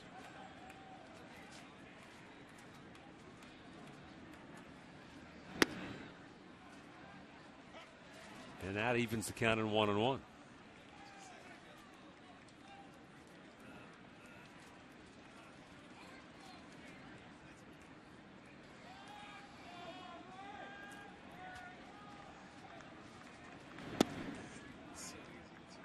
And now Brantley in a good spot ahead in the count. 2 balls and a strike with Mike Aviles waiting on deck.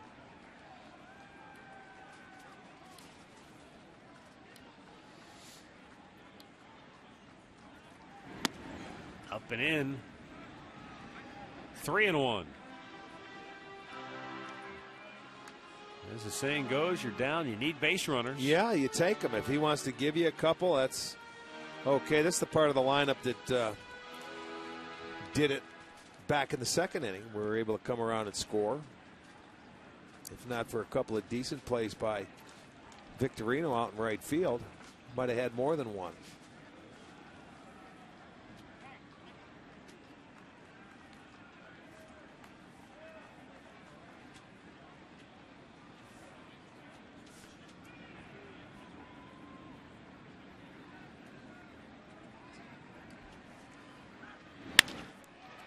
Lazy pop to left, coming hard and sliding. And did he make the catch? He Yeah, did.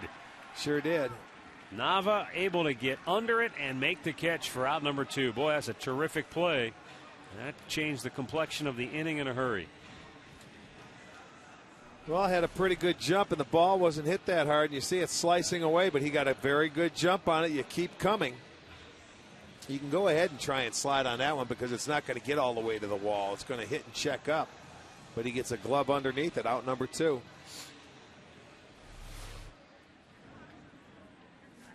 So that brings up Mike Aviles, who lined one deep to right. But Shane Victorino made a terrific running catch on that ball in the second inning. Aviles did drive in a run, got the sac fly.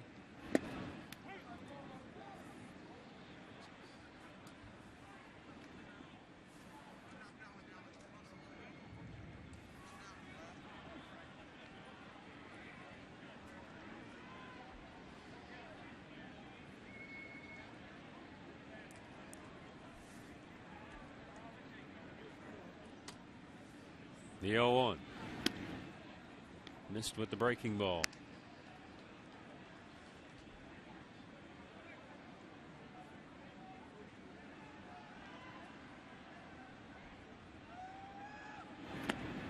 And Aviles went after the off-speed pitch that time. Comes up empty, down on the count 1-2.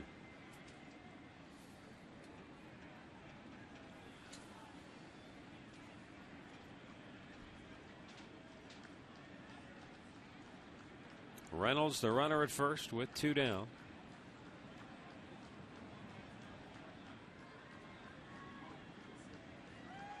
And Dubront's pitch is strike 3 call. That's a half dozen Ks for the Boston left-hander. And the Red Sox still lead at 7-1.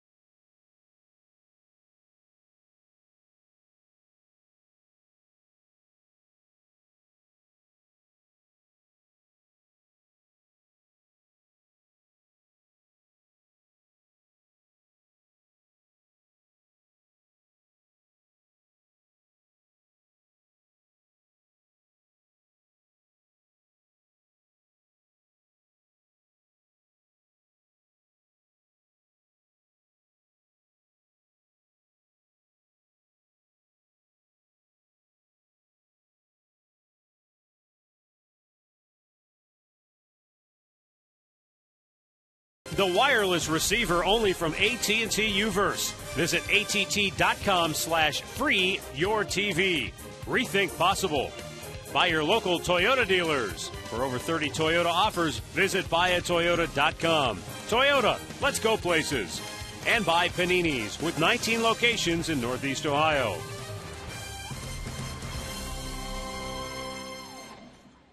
Fifth inning. Red Sox lead at 7-1. Daniel Nava to lead off. He has struck out twice in the ballgame. Nava was the only strikeout victim of Ubaldo Jimenez. And then Cody Allen struck him out in the third inning. Nick Hagedorn up in the Tribe bullpen now as Cody Allen has worked 2 1/3 scoreless.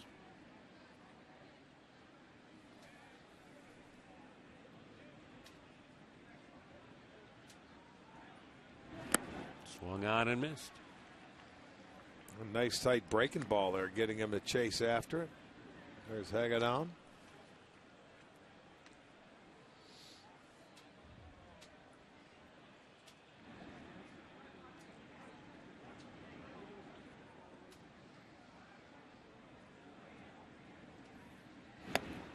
And another strikeout. That's 5 Ks for Cody Allen. Boy, he's really pitched well. Coming on in a tough situation here to try and eat up some innings. Here's our great clip of the game from Sunday. Speaking of eating up innings, that's exactly what Brett Myers did. Went out and pitched well against the Chicago White Sox. Gave up just 2 runs in his 6 innings of work. Relax. You're at Great Clips.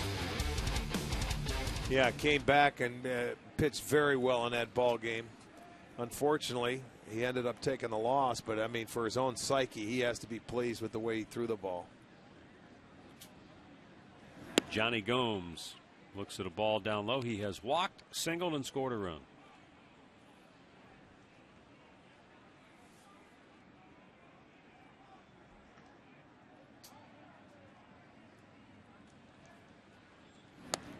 Down low.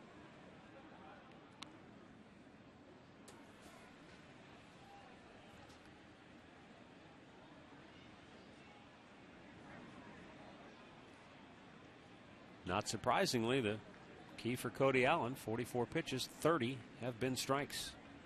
He's given up some hits. That's going to happen. But he's attacked the strike zone. Well, the big hit he gave up, was the first guy he came into face and gave up the double to Napoli. That drove in all the runs. Not an easy spot. A lot of times when those guys out of that bullpen come in, it's a fresh inning, not a clean inning.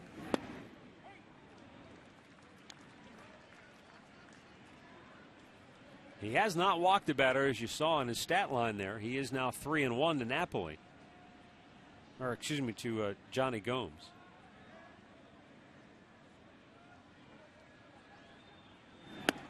And now he has walked his first. Well, we talked about Brett Myers, who pitched well. What about Scott Kazmir, who is on the mend? He pitched last night on a rehab stint down in Columbus. Katie, what's the latest on Kazmir? Well, Matt, Indians pitching coach Mickey Callaway was in Columbus watching Kazmir. He told me he looked very good through 5 innings, 62 pitches. He was up around 91 to 94. He said it was actually the best that he's seen Kazmir pitch, including what we saw from him in the spring. He threw all of his pitches. They were all very sharp, and it led me to believe that he thinks we will see Kazmir start on the 20th when we're in Houston. Well, the key there is he threw all of his pitches, and he was pain-free. Because, you get that rib cage injury. You don't know, well, if you get out there and then maybe you let it go, and all of a sudden, oh, it's still there. But he felt good. I mean, we saw, how he threw the ball in spring training, how excited people were about, hey, this guy looks like he's back. And so, it looks like he's going to get that opportunity this Saturday. Carlos Carrasco also pitched in that game last night. Also pitched very well. But Carrasco now has an 8-game suspension hanging over him, and that's going to make it difficult if and when the Indians decide to bring him up. No doubt about it. 0-2.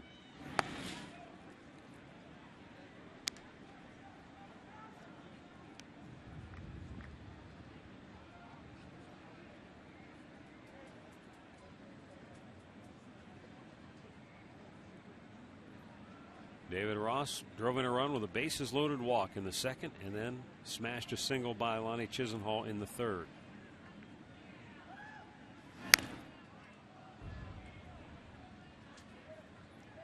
A ball and 2 strikes.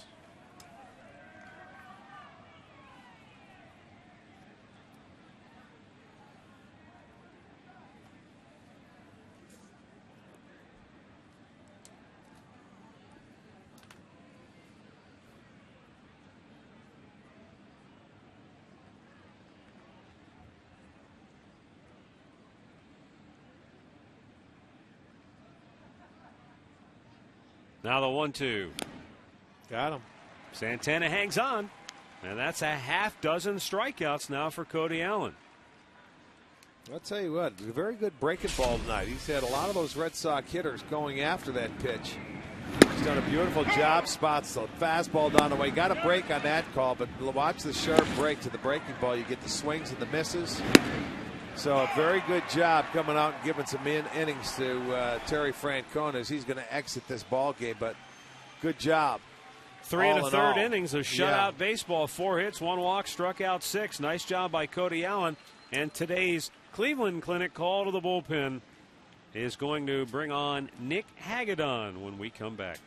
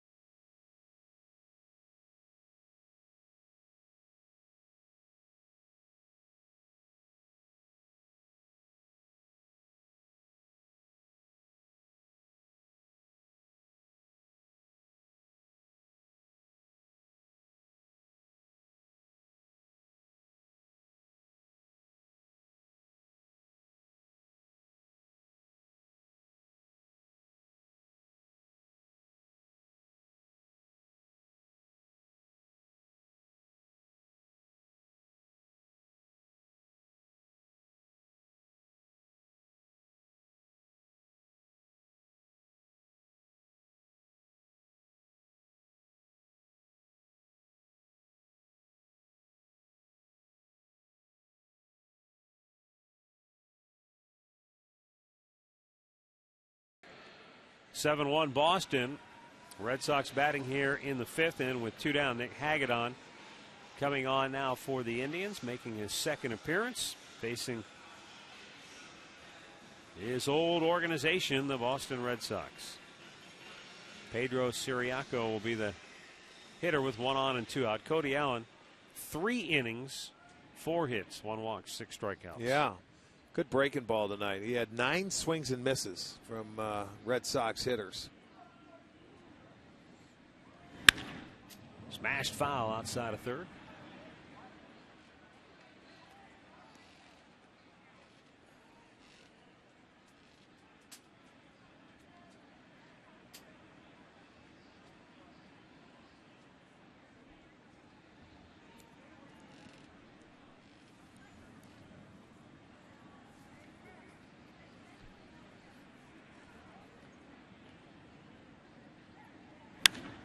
High pop, foul ground, maybe playable. Swisher just couldn't get to it. He was trying to climb up that railing. Yeah. But unable to get to it. 0-2 the count. Well, the key of it is to get over there, but I'm not so sure. Look at his leg got caught in there. Looked like he might have injured it trying to move down the line. Caught a cleat. That didn't feel good. Easy swish. It's only an out.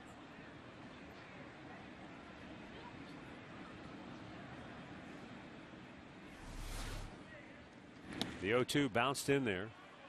Santana lost it momentarily.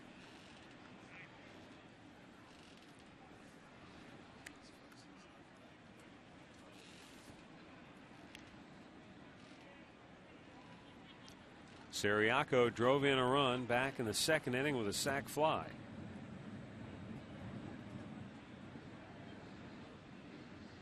That made it 2-0 at the time.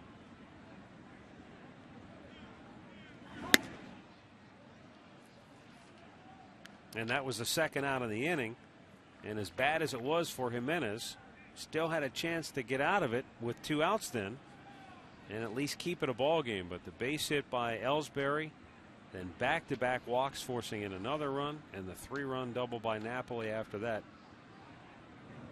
And it was 7-0 Boston.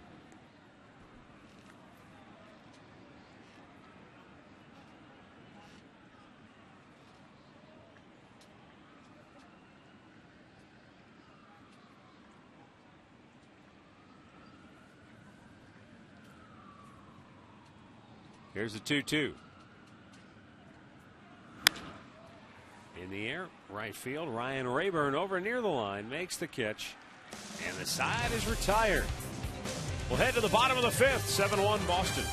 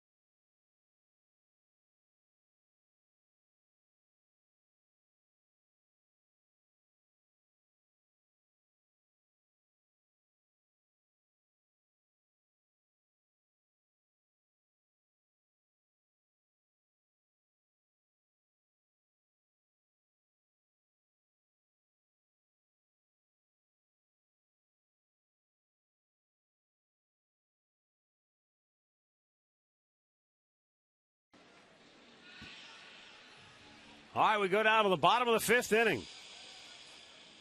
For the Indians, Lonnie Chisenhall, Ryan Rayburn, and Drew Stubbs coming up.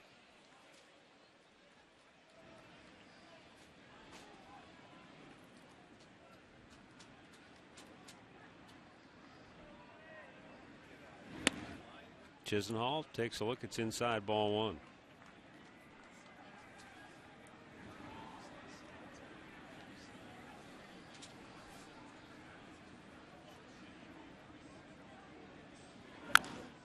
Slowly chopped foul.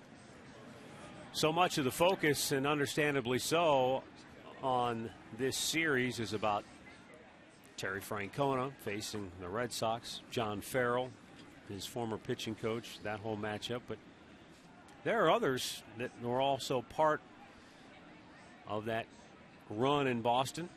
Brad Mills, for example, the Indians' third base coach, was a longtime coach in Boston under Terry Francona.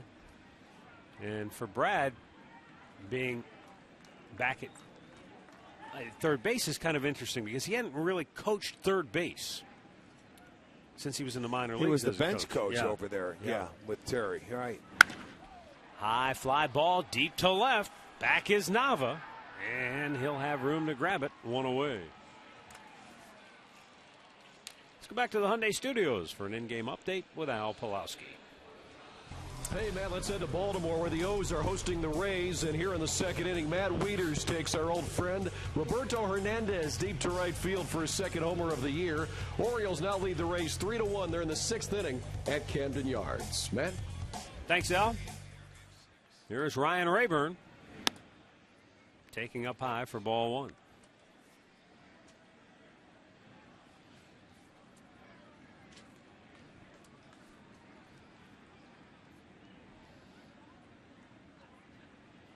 I think one of the interesting things to me, Rick, is that for Brad, when you've been with a guy like Terry as long as they've been together and you know each other that well, worked together so long, he said, I can be at third, and we have signs. Everybody has signs. Manager relays them to the third base coach. He relays them to the hitter. He said, but sometimes I can just look at him, and he'll give me an unofficial sign. Maybe it's a look. Maybe it's just something he does. And I know exactly what he wants me to do, and I can put the sign on from there. So he said that's kind of an inside benefit. Well, yeah, that's being around each other that's like a husband and wife, man. That's what that's like. You know, just by a look. Yeah, you know that look. You've seen it before many times. Many times, and you just go with it. But then again, on the side of the Red Sox, you've got Torey Lovullo, who's here a number of years. He paid his dues here in the minor leagues and managed for a long time. Rick Jamieson, the trainer's over there now. Yeah. Who spent a lot of time over in this clubhouse and started in the minor leagues with Eric Wedge. So smash deep left field, stay fair, and it is. Pelts off the wall. Rayburn's going to have to hurry. Puts the brakes on and wisely goes back to first base. It was really played well by Daniel Nava in left field because it hit the wall so hard it ricocheted back to him in a hurry. He smoked the ball, but he does exactly what you're supposed to do as a base runner. He thought second base because he was almost halfway there. So what he did, he made Nava come back and throw a strike, which he did, by the way. A one-hopper right there. And you can't stretch it in this situation. You're down 6 runs. You got to be absolutely sure. So a well-stroked single right there for Ryan Rayburn. Plus, isn't one of your old teammates on his staff? Isn't Juan Nieves one of your old Nieves, they teammates? got from, he was out with the White Sox. In their bullpen, and Juan Nieves got the pitching coach's job over there in Boston, right? Old left-hander.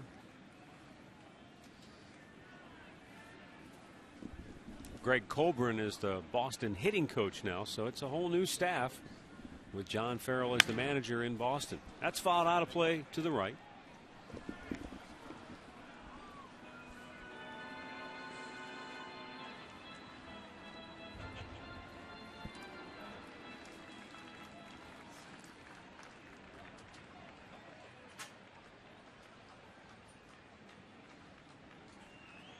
The 1-1. Missed inside. The thing that I was impressed with Brad Mills, just getting to know him this spring a little bit and just watching him. And, we've been around enough. You can tell when somebody has a real passion for the game of baseball. And that guy right there, folks, has it. I mean, he comes to work with bouncing his step every day, talking to the players. I mean, we were watching him throwing batting practice, and he's throwing batting practice talking to him about situations. Every pitch, like, all right, here's a situation. You got a runner at second, 2 outs. And what are you going to do with the pitch? And here's a guy who just thoroughly loves what he does. I was impressed when they ran a PFP session one time, pitcher's fundamental practice. It was pitcher's first base, 4-1s, 3-1s, and squeeze plays. And they actually enjoyed it, and they were moving. And it was fun to watch. Sometimes that can be drudgery, but he's got that kind of infectious enthusiasm. All right, the Indians trying to make some noise here. 2 on, 1 out. As Drupal Cabrera to the plate as John Farrell and his bench coach Torey Lovullo talk things over on the Boston side. Some stirring in the Red Sox bullpen, but I don't believe they have anybody up. Dubront has made 88 pitches, and 50 of those have been strikes. First sign of maybe any real trouble for Dubront in this game. Saved the second inning situation when the Indians had 2 on and Avila smoked that ball to deep right field that was caught. The Indians got a run out of it, but that was it. They have not scored since, but Cabrera trying to put a dent into this 6-run deficit as David Ross is going to go out now and chat up Dubront.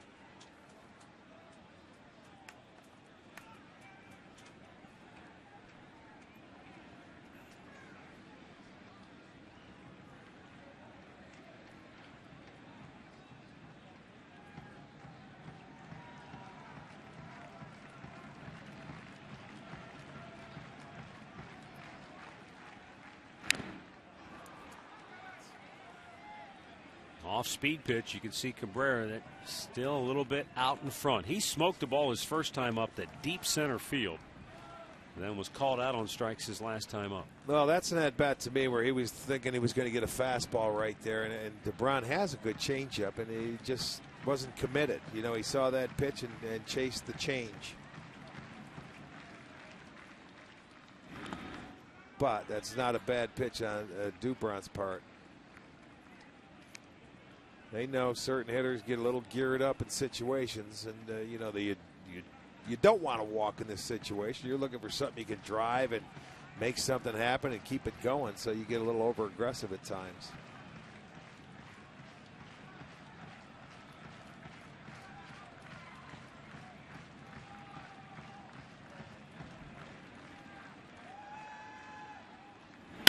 There's a hard hit ground ball into left field. Coming around third, Rayburn will be stopped, and the bases are loaded with one out.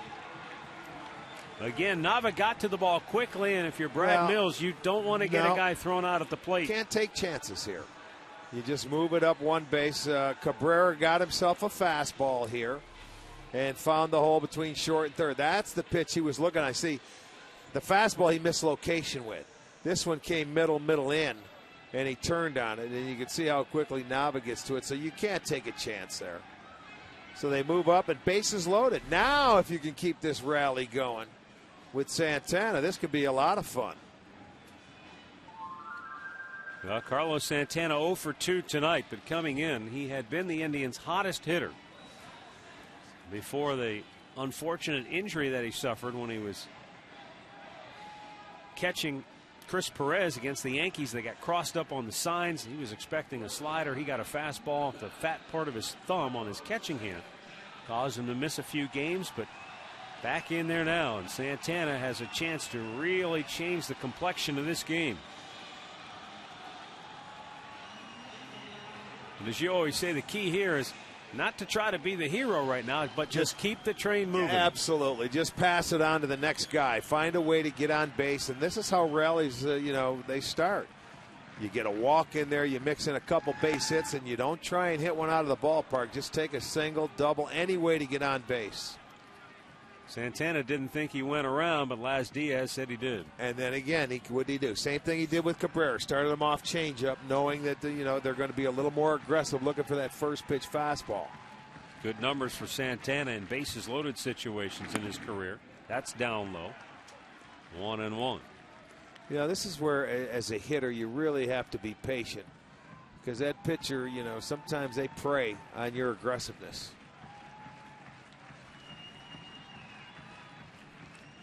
Still nobody throwing in that Boston pen. There might be some rumblings if one more guy can reach right here. You have to think so. He's at 93 pitches on the night.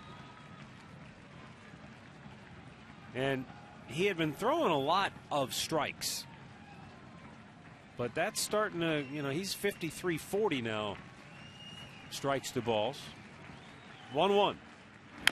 Slowly chopped foul, and Santana again maybe a little over aggressive. 3 straight changeups. He is not. We know that Santana is a good fastball hitter. I mean, he's proven that, and the rest of the league knows that. But they are going to get him, and especially when you get ahead in the count, you don't throw him a strike unless you have to. But Carlos has proven he can work his way back into counts with the best of them as well, and he's going to have to do that right here. Bases loaded, 1 out in the 5th.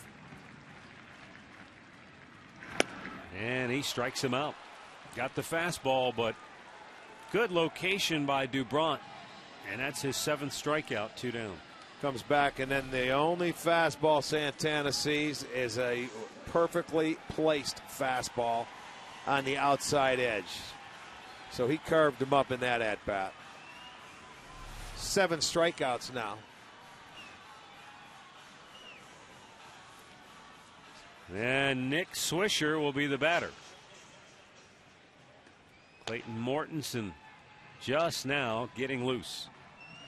Swisher singled and scored in the 2nd, flied to right. I believe it was on the first pitch back in the 4th. But different scenario now for Swish.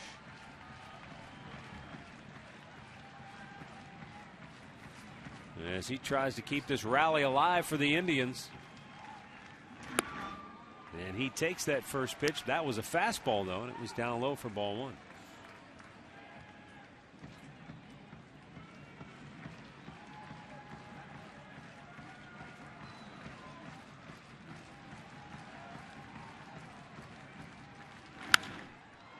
Out of play to the right, and the count 1-1.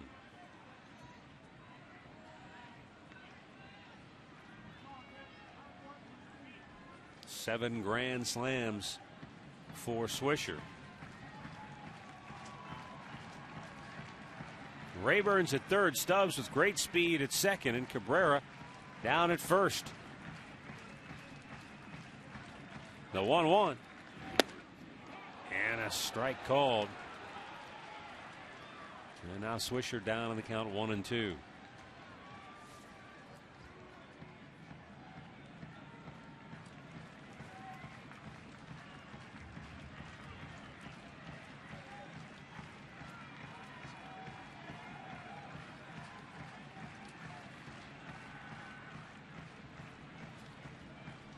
Indians' only run came in the second on a sac fly by Mike Aviles. This is their best scoring threat since, their only scoring threat since. But after Santana struck out, it's up to Swisher with 2 down and the bases loaded. And he's down on the count 1-2. DuBrant deals. Off the glove. Rayburn will score. Everybody else moves up a base. And it's a 7-2 ball game. And we'll see how they rule it, if it's a wild pitch or a pass ball. Ross got leather on it. How high was it? Well, you know what? I think most times you're going to catcher, you know, it's not like he's throwing 98. That probably should have been caught. Not that it's an easy play, but it goes off the top of Ross's glove.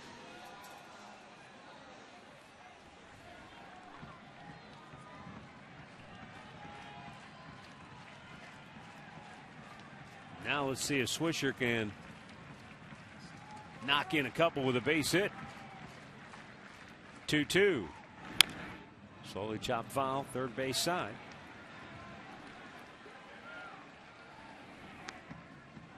You know, a base hit here really makes a huge difference in this game. You can get a 2-out base hit. You can cut that lead and have you make it 7-4 now. Huge. Yeah, I mean, that gives that bench life and a little hope for the rest of the team to come right back. It was officially ruled a pass ball for Rayburn to score. Swisher takes low, and a full count now with Mark Reynolds waiting on deck.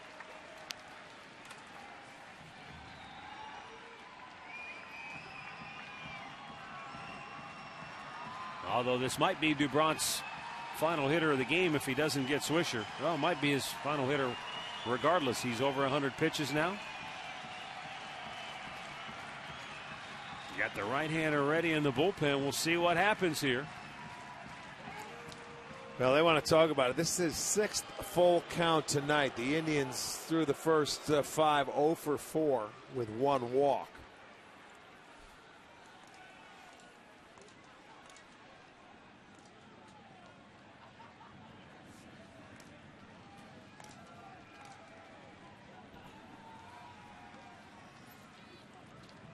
Swisher certainly has seen his fill of the Red Sox after spending 4 years with New York.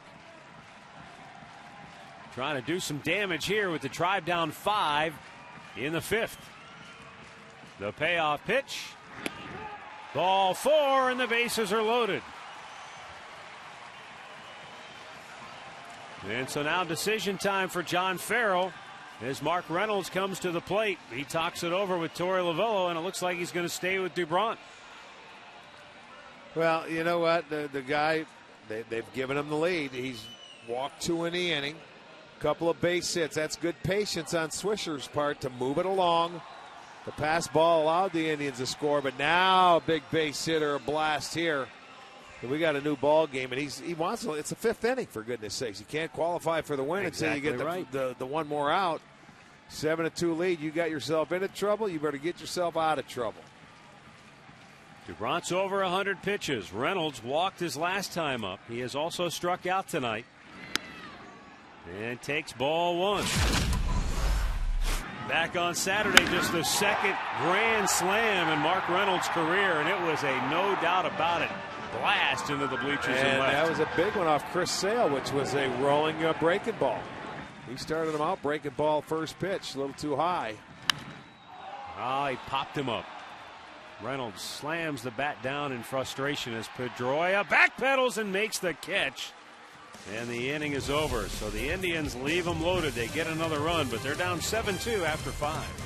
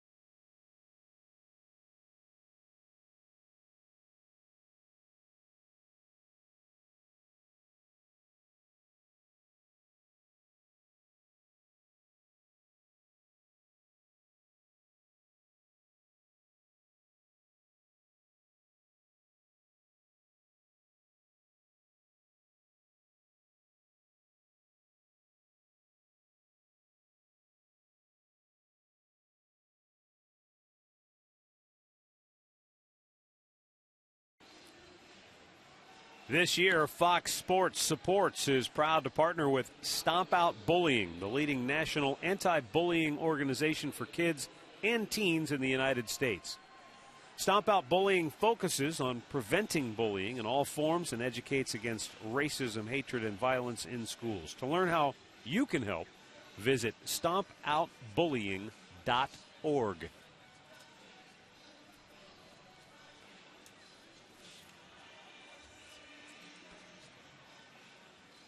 So we go now to the 6th inning with the Tribe down 7-2. Nick Hagedorn got the last out of the 5th inning. Will stay on and work the 6th. He came on in relief of Cody Allen, who worked a career-high 3 innings, a career-high 3 strikeouts. What'd I say? 3. He had 6 strikeouts. Did I say 3? Yeah. 3 innings. 3 innings, 6 strikeouts. Correct. Yeah. Sorry, pal. Nick Hagedorn facing Jacoby Ellsbury, 1 out of 3 on the evening. Takes a strike.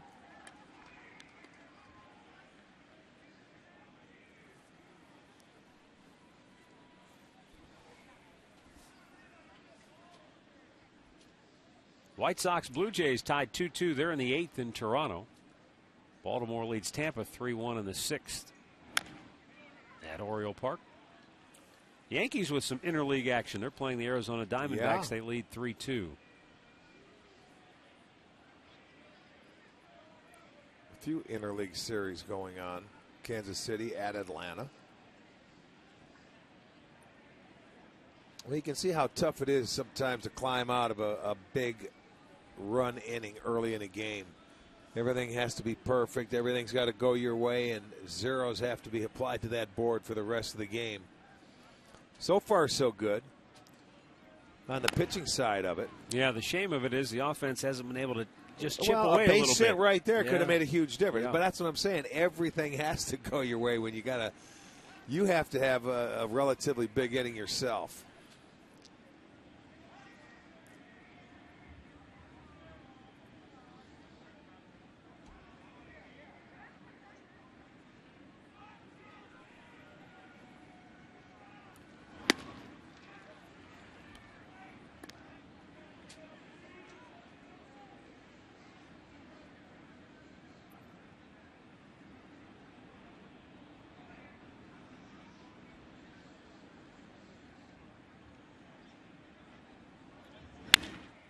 Hard smash to first. Nick Swisher takes it himself. 1 away. Our in-game recap brought to you by your local Toyota dealers. And in that second inning, a bases-loaded walk to David Ross. Jacoby Ellsbury smashed one up the middle. And then Mike Napoli capped the inning with a 3-run double. But the story was Ubaldo Jimenez walking 5 Red Sox hitters in that inning. So that set it up for Boston.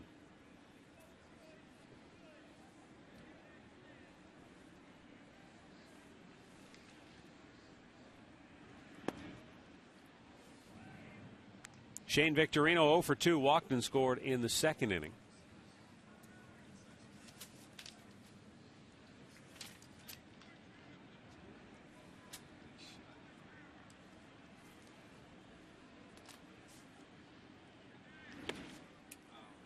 Back on this date in 1977, Bob Stanley came out of the Boston bullpen and made the first of his 637 pitching appearances for the Red Sox, the only team he ever played for. You talk about a vicious sinker. You know, you talk about Justin Masterson and that ball that sinks. Stanley had one of those. Well, you got to look at it. His first ever appearance in the big leagues. He came in. Who did? You did. Oh, yeah? He came in and saved the win for Louis Tion. El Tiante, yeah, he used to throw shot puts up there, Stanley. No kidding. In the ball game, you went 1 for 5, but of more importance, I noticed that you threw out Rick Burleson trying to stretch a single into a double. Just another day. Well, the next of 15 Sugar Dollar Dog Nights will take place Friday, May 3rd. It'll start at 7 o'clock. Buy early, save on tickets. The Indians will take on the Minnesota Twins. Buddy Bell didn't think much of Bob Stanley. He doubled off of him in that game. He dug that sinker out, huh? Yeah, well, he had the approach to do it. He'd like to go to right center, so that wouldn't surprise me. Look at you going retro back into the day. Well, I thought it was interesting that the note about Stanley was in their Boston notes, but it didn't say who they played. And obviously, you checked. They played the Indians. 8-4 Red Sox win on this date in 1977.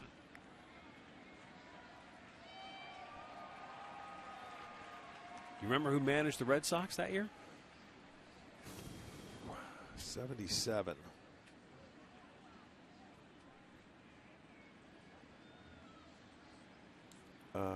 No, give it to me. Don Zimmer. Okay. That might be the year we got in a fight with those guys. No, he was coaching third base that one year when we got in a fight with Boston, and Zimmer was coaching third. Just looking at that Red Sox lineup. Now, granted, they were just 2 years removed from the World Series. 75 they were in the World Series. Rick Burleson, Denny Doyle, Jim Rice, Yaz, George Scott, Freddie Carlton Lynn. Fisk, Evans, Hobson, Rick Miller. Oh, where was Freddie Lynn, I wonder? Was he hurt then? Might have been, because Rick Miller was another fine defensive center fielder. Or maybe he just had the day off. Who knows? Yeah.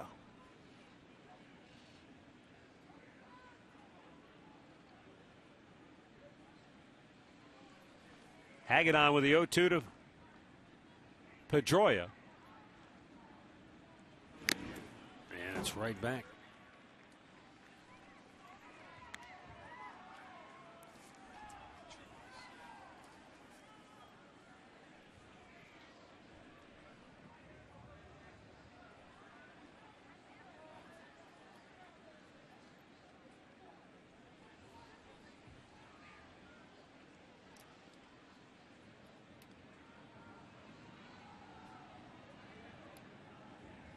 Two-strike pitch.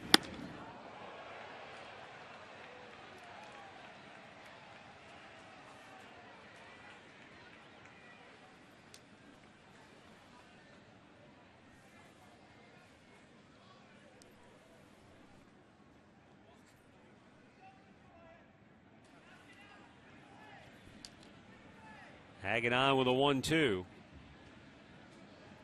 Toss to first instead.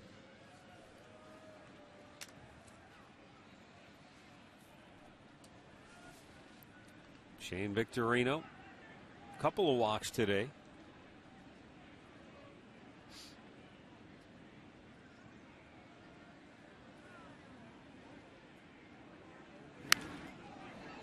Good cut by Pedroia, and as we mentioned earlier, when he turns it loose, he turns it loose. Well, what's also interesting, too, when you watch Pedroia swing, it looks like he's just swinging from the heels, but, you know, when he gets down to that, as you talked before about the hitting area, he looks like every other hitter in baseball. It's just getting there, he looks like he's swinging a sledgehammer. Little guy, he generates a big swing. And he's out looking. Nice pitch by Hagedorn. You could tell he locked him up. He was not expecting the off-speed pitch there. Well, they go right there, and they want that breaking ball inside, and he gets it. He locked in, and he realized it. You're right, not looking for that. Knee buckling right there.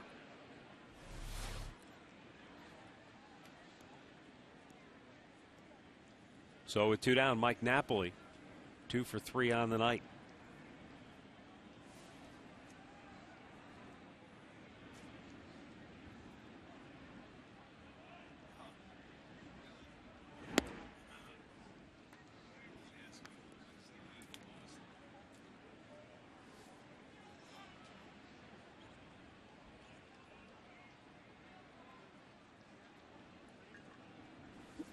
How about Minnesota?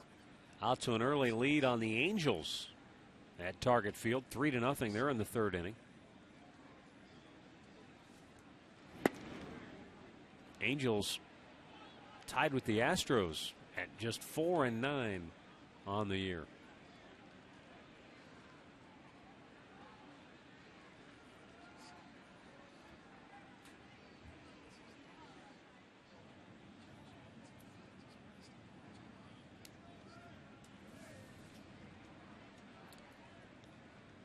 Hagedorn's 2-0 pitch. No, a throw to first instead.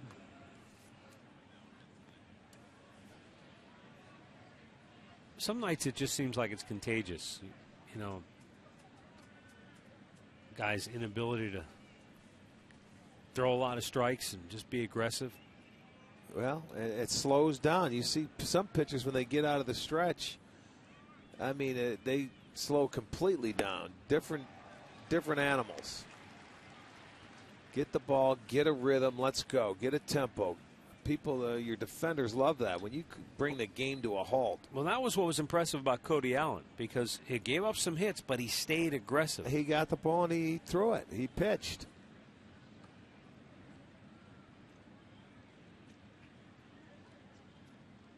The 2-1. Swing and a miss, and it gets by Santana, so down to second goes Victorino.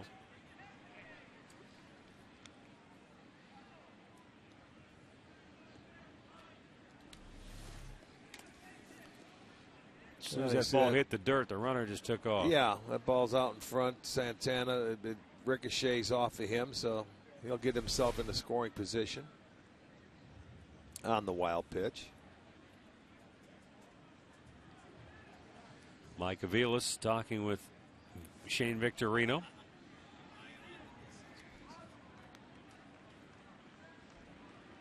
Napoli with a 2-ball, 2-strike count. 2 down here in the 6th.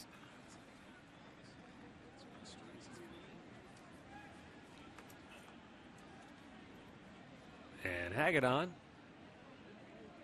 deals. Oh, you locked him up. That's back-to-back hitters that he crossed up with a curveball. So nice job by Hagedorn, fanning a pair here in the 6th.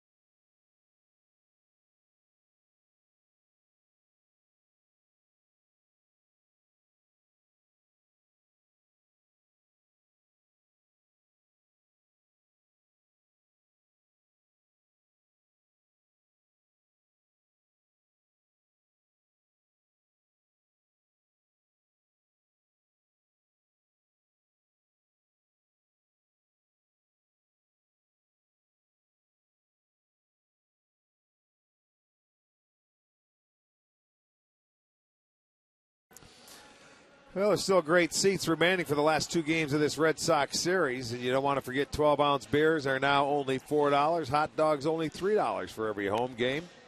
So get your tickets at Indians.com.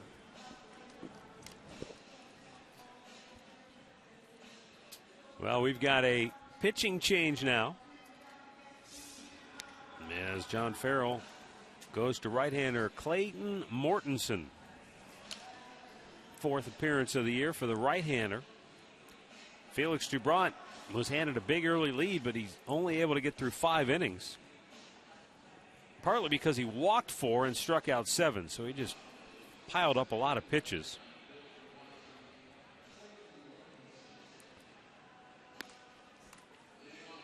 Well, he wasn't starting. He missed a turn in the rotation because his second start was rained out at Toronto, so missed a turn in the rotation, so it's been a while. So he gives him 5 innings today. But, hey, when you're a starter, you get 7 runs in the second inning. You say thank you very much. You work your way through it. Turn it over to a good Red Sox bullpen.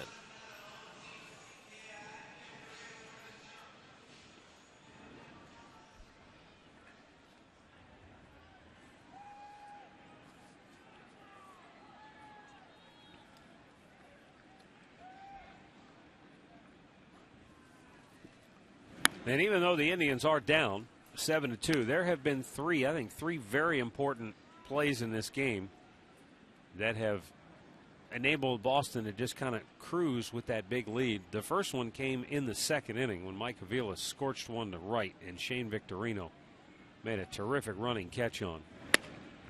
The Indians got a run. It was a sac fly, but it looked like it was maybe going to be a double over his head, and who knows how that might play out after that. The other one was when Brantley was up in the 4th inning with 1 on and 1 out, and he blooped one to left field. If that gets down, maybe you've got a little rally brewing there, but Nava made a nice sliding catch. Brantley pulls this one through the hole on the right side, and the Indians get their leadoff man aboard here in the 6th. And then, of course, the other one, I think you got Santana up there, bases loaded, 1 out, and you're thinking, okay, let's get the train rolling, and that's a big strikeout. Dubron got Santana and then was able to work his way out of the inning.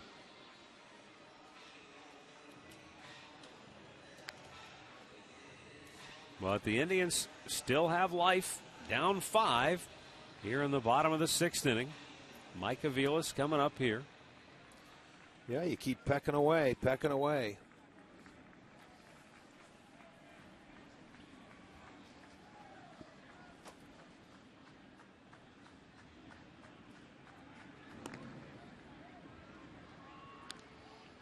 I wouldn't be too concerned about base runners taking off right now, I'll say that. Better concentrate on the hitter. You don't run when you're 5 runs down in the 6th inning unless you are absolutely sure you're going to make it. Up and in, 2-0. Or excuse me, that's ball 1.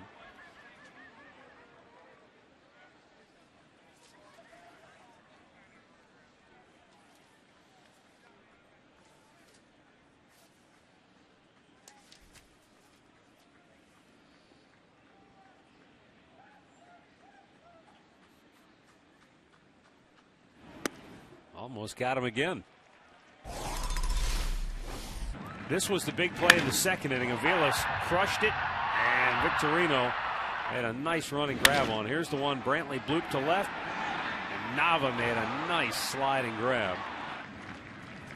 And Santana, it was a good piece of pitching by Dubron. He got him out front early with the changeup, got him a little over anxious, and then he just painted a fastball with 2 strikes in the outside corner, and Santana couldn't foul it off.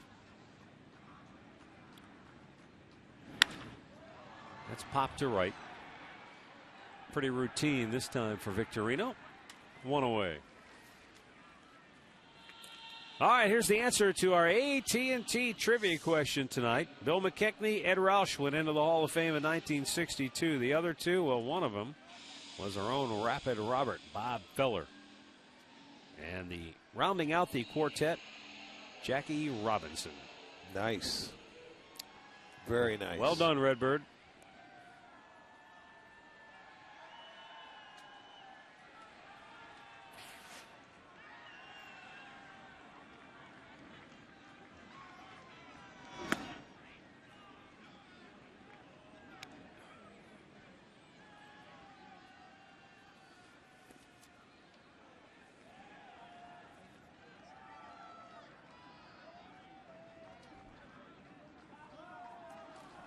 Lonnie Chisenhall 0 for 2. Hits one pretty well to left. Back is Nava. Says he's got room and makes the catch. A stride or two in front of the warning track.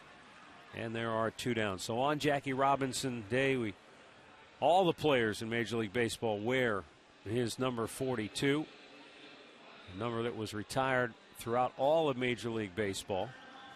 And it holds a certain amount of significance to players today, even guys who have only read about Jackie Robinson in books and seen the video clips on the scoreboards. Mike Aviles, for one, talks about the importance of wearing number 42. It definitely means a little bit more now, just watching the movie and seeing how it is. You know, it's because of him that, you know, guys like myself were able to play now. You know, he broke the color barrier and he dealt with a lot. I can honestly say there's no way I would have been able to do it. So, you know, my hat, you know, goes off to him and everybody, you know, that was able to withstand that kind of abuse. The movie 42 is out in theaters now. I also think Larry Doby's number should be retired throughout baseball. Yeah, he was the pioneer in the American League and the very first black player to come into this league and play, and he was Cleveland's own. Yeah, and we know him from different ways. You knew him as a coach and on the field. I knew him much later in his life, and you wouldn't have met a finer person than Larry Doby.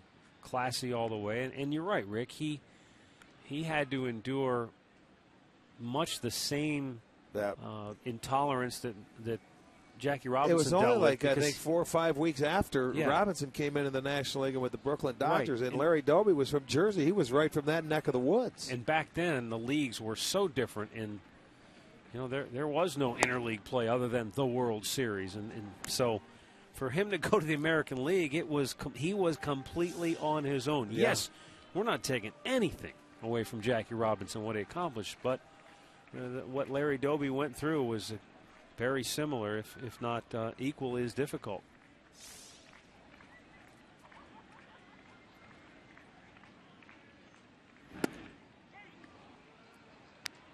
And where,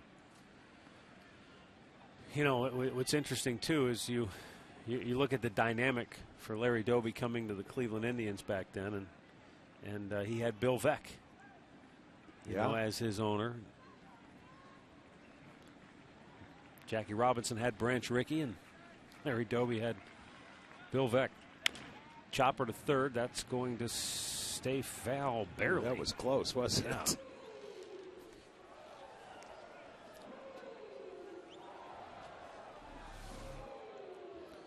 Oh, there's a good look at it. It's borderline, starting to come back a little bit.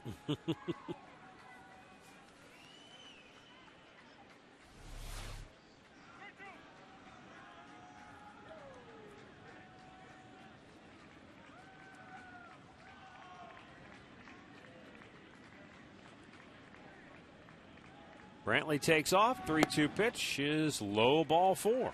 So another chance for the Indians, albeit with 2 outs. They've got 2 on, and Drew Stubbs will be the batter.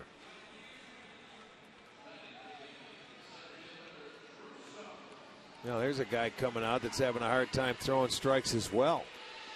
Out of that bullpen, out of his 14 pitches, only 5 have been strikes. Well, and here's Drew Stubbs, who's walked twice in the ball game. Like I said, some nights, for whatever reason, it seems like it's an epidemic or contagious. Yeah, you have those days. The plate's moving around. Stubbs, good patience tonight.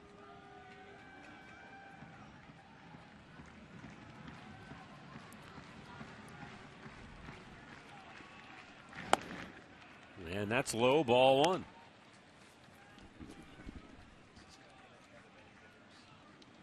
I believe there is activity in the Boston bullpen, but it's hard to tell if they're just shaking it out, getting it loose, or if they actually have anybody throwing. John Farrell is probably getting a little anxious. Mortensen fires a strike.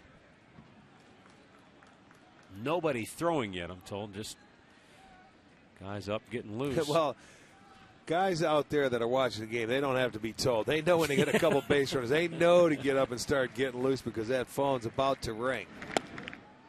He went around, says Laz Diaz, and now down on the count 1-2.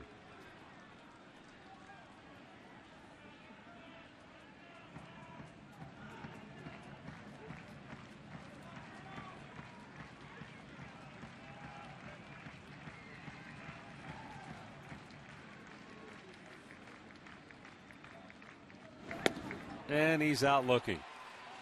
So the Indians strand 2 more through 6, 7-2 Boston.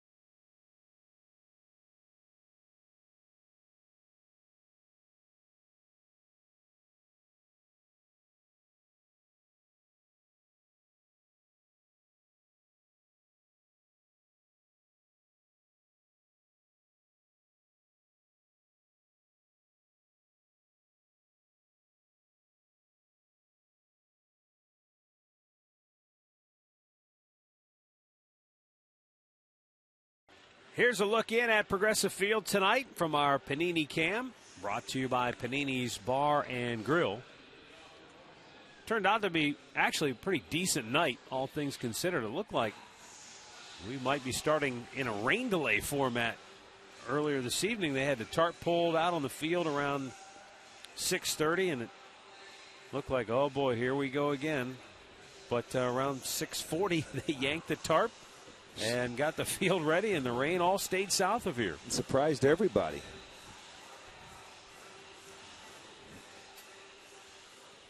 But unfortunately, the Red Sox took advantage of Ubaldo Jimenez's generosity. He walked 5 batters in the second inning, and Boston pounced for 7 runs. And that's the game in a nutshell, unfortunately. 7-2, they lead it here in the 7th inning. Will Middlebrooks, 0 for 2, struck out twice. Nick Hagedorn, a second inning of relief work. Lonnie Chisenhall guns it over, and Middlebrooks is out number 1. Well, season tickets assure you the best seats at the lowest prices, and only season ticket holders get Drive Rewards, giving you access to unique opportunities. Full and season, partial season ticket plans on sale now. Just visit Indians.com.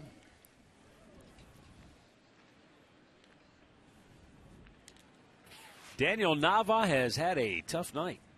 He is 0 for 3, and he has struck out all 3 times.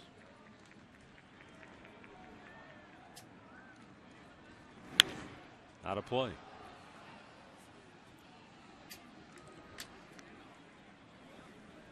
Good matchup tomorrow night as Justin Masterson will take the hill for the Tribe. Looking to stay perfect on the year. He's 3-0 with an ERA of 0.41. Well, he's been as good as any pitcher in the game. Hammered the left, hooking foul. Alfredo Aceves will go for Boston.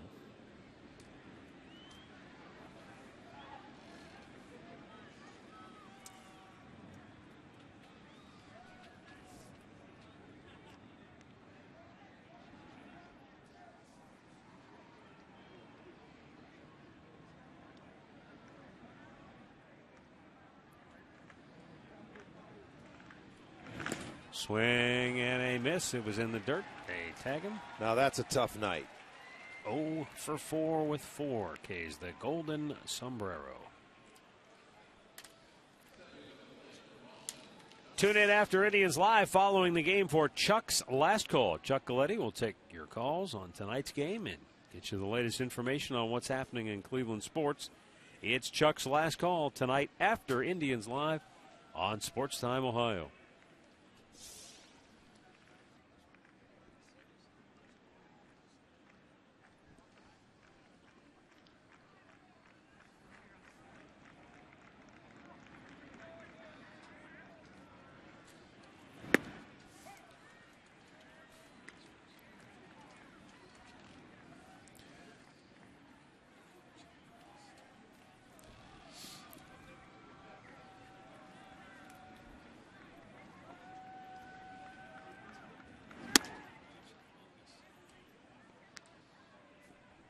One and one to count on Johnny Gomes.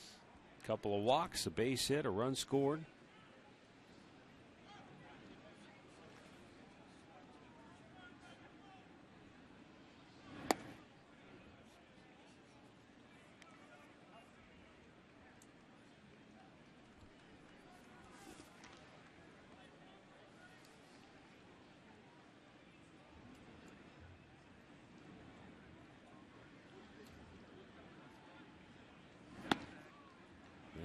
That's low. 3 balls and a strike.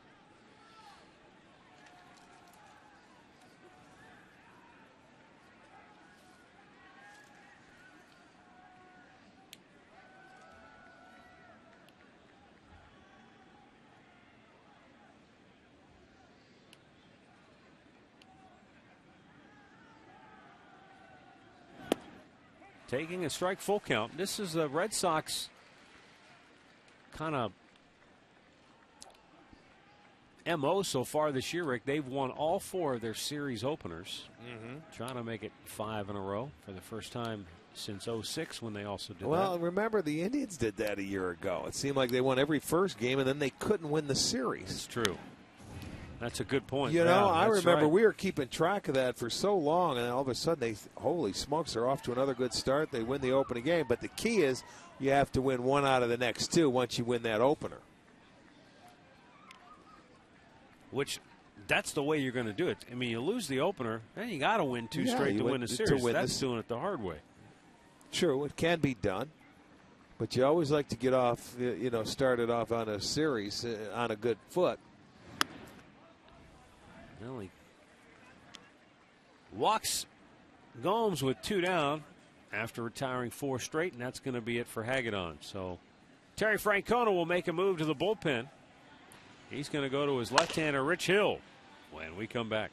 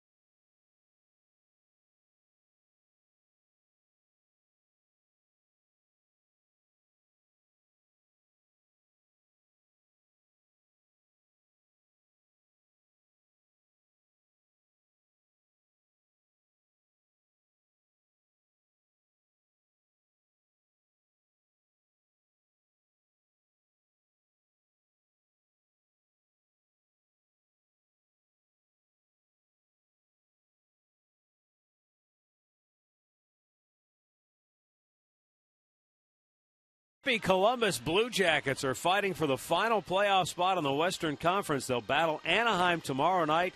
Coverage begins at 9:30 with Blue Jackets Live. Then join Jeff Rimmer and Bill Davidge, with the call tomorrow at 10 on Fox Sports Ohio. That's going to be a great one to watch. That Blue Jackets bunch has been a thorn in everybody's side. They were in last place a month or so ago, and here they are with an opportunity to get into the playoffs. I think there's a few beards down there working. Yeah, right across from the Big A.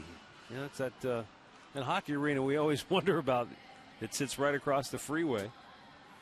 That's where the Blue Jackets will be. Rich Hill coming on for the Tribe, getting some work in. Facing David Ross, who is 1 for 2, walked and scored and drove in a run in the second with a bases loaded free pass, and then singled in the third. Struck out his last time up, takes a strike. Hill, another former Red Sox pitcher.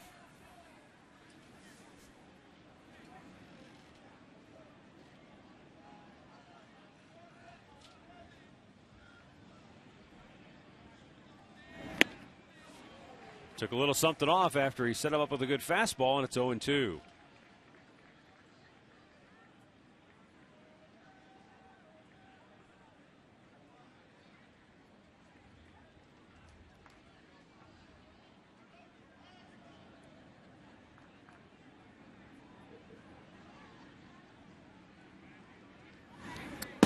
All the way to the backstop, and down to second goes Gomes.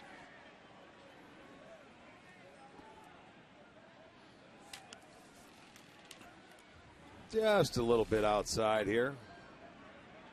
Here's a good look at it, the Exmo cam, where that ball is wide. It slows it down. I'm not sure by how many frames, but it really gives you a good look at just about everything.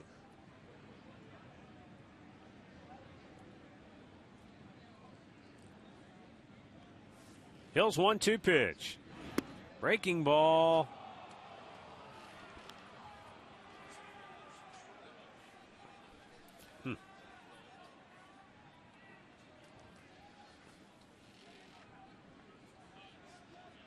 And Mr. Murphy tells us it's 420 frames per second is that Exmo cam.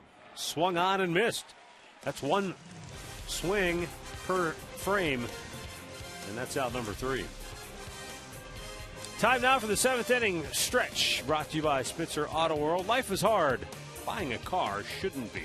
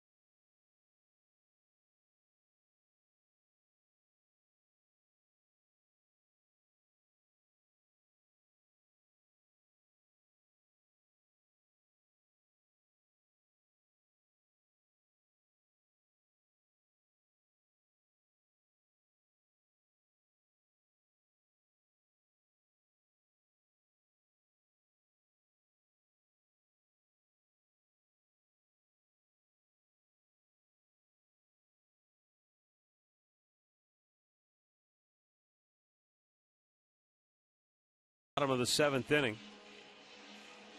For the Indians, Cabrera, Santana, and Swisher due up. Clayton Mortensen stays on for a second inning of relief work.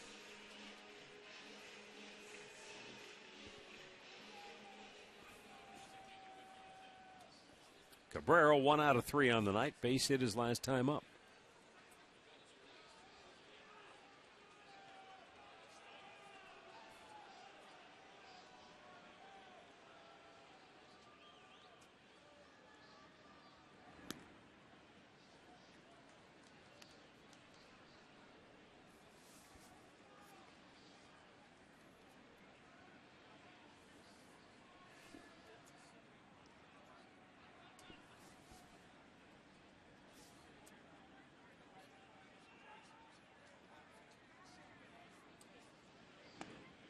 That's down low. 2 balls.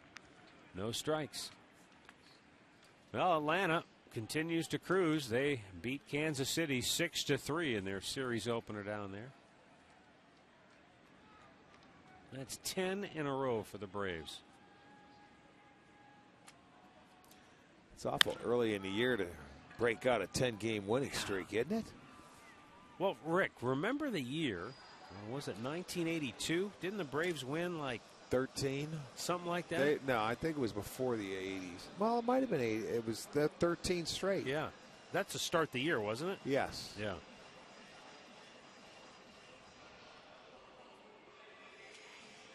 Now, this is impressive, too, though. I mean, that's a ball club that, you know, like the Indians, underwent a major makeover in the offseason. They bring in B.J. Upton, Justin Upton. Well, Chipper retired. Chipper Jones retires. Uh-huh. Yeah, Murph confirms 1982, 13 in a row for Atlanta. The 87 Brewers also started out 13-0.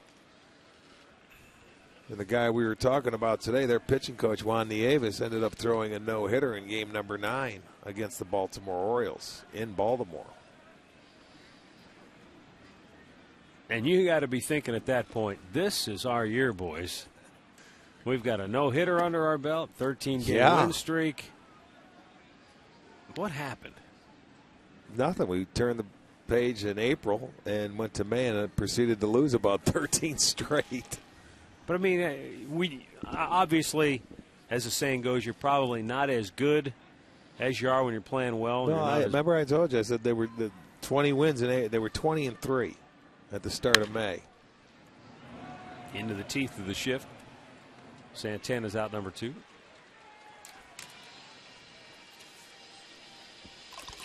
As promised earlier, it's Miller time, brought to you by Miller Lite. Jackie Robinson, 66 years ago, broke Major League Baseball's color barrier. What a career. I mean, and the other thing, too, is to consider that he didn't get his opportunity until he was 28. And you talk about this all the time, you know, the prime years of an athlete's career, professional athlete. You know, you're talking usually 21 to 23. Well, back in those days, yeah, he could have been up at a very young age.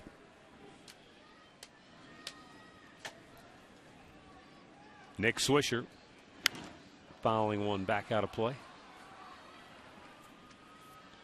You were going to finish your thought, though. That Brewers club. Well, they ended up winning 90 games that year. You know, still a nice year, and there was, I think, 4 teams in the Eastern Division at 190. So the opportunity was there at the start, but then, you know, they had a bad month, and you know that's sometimes the way baseball is. Indians go 1, 2, 3 here in the 7th, and it remains 7-2 Boston.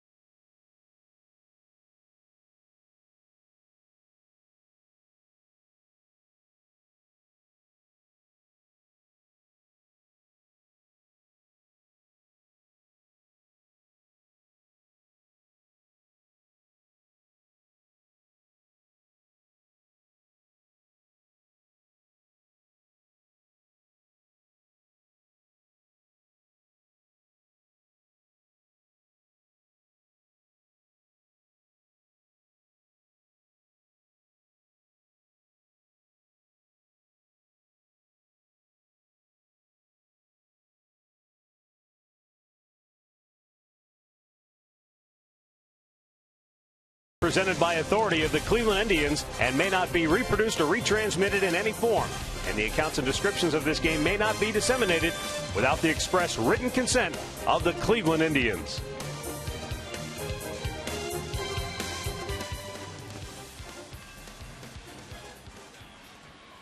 (7-2) Red Sox on top.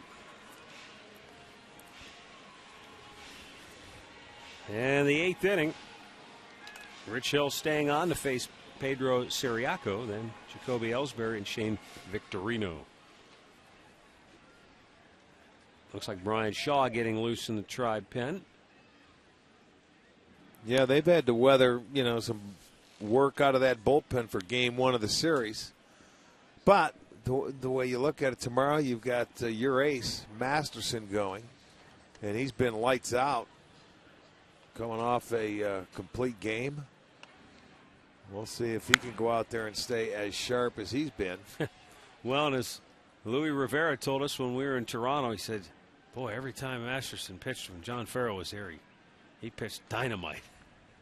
So maybe with John Farrell being in that Red Sox dugout, that'll inspire Masterson once again. Well, I don't think that really is a factor for Justin, but no, if he continues to just be free and easy and loose and just let it go the way he's been pitching, he's going to have a great year. And I think for Justin, too, what we've seen is the slider really developing and being able to change speeds with it. Throwing one where it's almost like a hard cutter, and then another one is almost slurvy. I mean, that's taking left-handers out of the equation. Well, that's who used to hurt him with the left-handers. He used to dominate righties. And you're right. Now when you can handle left-handers much easier, at least to this point, it gives you one more weapon to get a left-handed hitter out.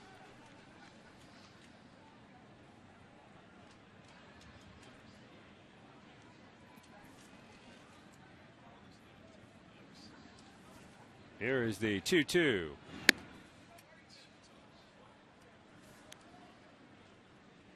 White Sox rallied to beat Toronto at the Rogers Center tonight 4-3. So Chicago gets their 6th win. They're 6-8.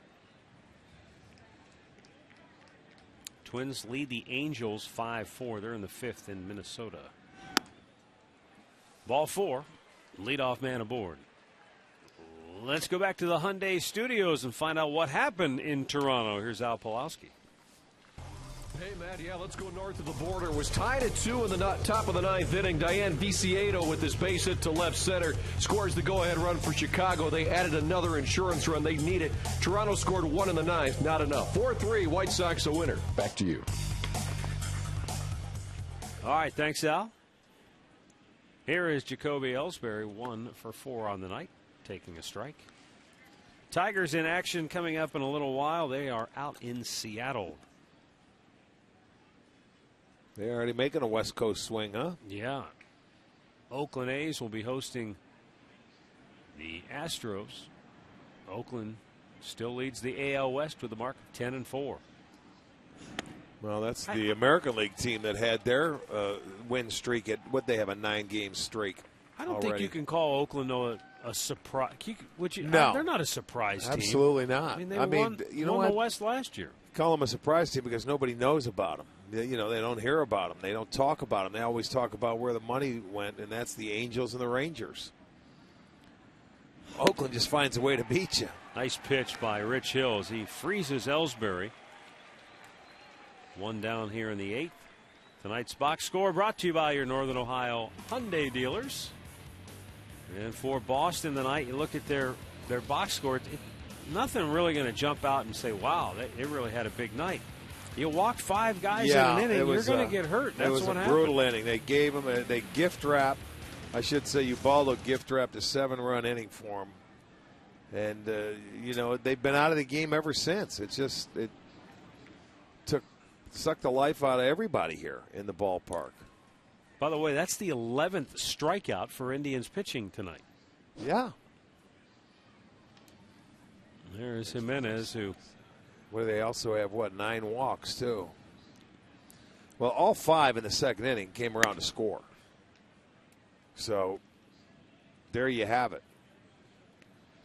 And again, looking back, always easy to look back, but in that inning, Jimenez had 2 outs, and a chance to get out of the inning without allowing any more than just 2 runs.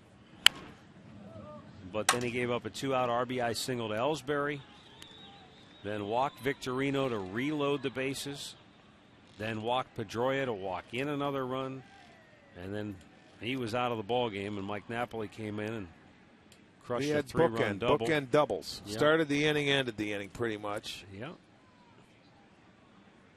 With his 2 doubles. But going back to a point you made, I think in that inning, that the 2-out runs has been a problem for the Indians here early in the year. Yeah, 24. They had given up 24 2-out runs coming into this ball game, and whatever they have given up today, and those do damage when you have a chance to get out of innings. 3 more today.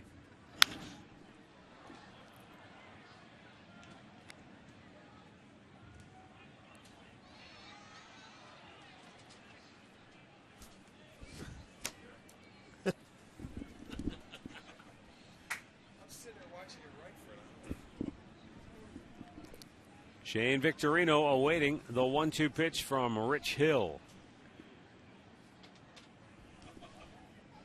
And that's ripped foul off the facing of the Tribe dugout.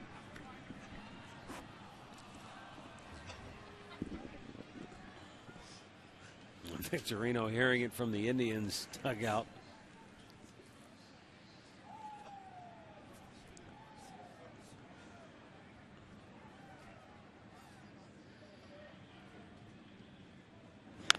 Checked his swing foul. That reminds me of that game years ago. This might have been either in the 80s or in the early 90s where somebody, I think it was out in Anaheim, somebody was just wearing out the dugout with foul balls, and eventually the whole team had gone down. They were in one corner of the dugout, all packed in there, so he wouldn't hit him with another foul ball. Like that. Just like that. Go in there yeah. and hide. Now shake him up down there again. So that's twice now Victorino's been hunting down that Indians dugout. Well, everybody stands up on on all these dugouts on the top rows. I mean, standing Nobody out there. sits on them anymore, do Right. Rarely. I mean, when you do, it's either raining outside or it's bitter cold. They got in on him and popped him up. Drew Stubbs calling for it, and he makes the catch, 2 down.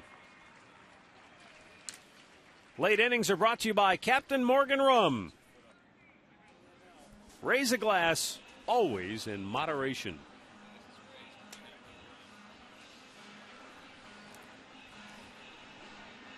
Terry Francona is going to go back to his bullpen. Brian Shaw will come on with 2 down here in the 8th. And Boston in front tonight, 7-2.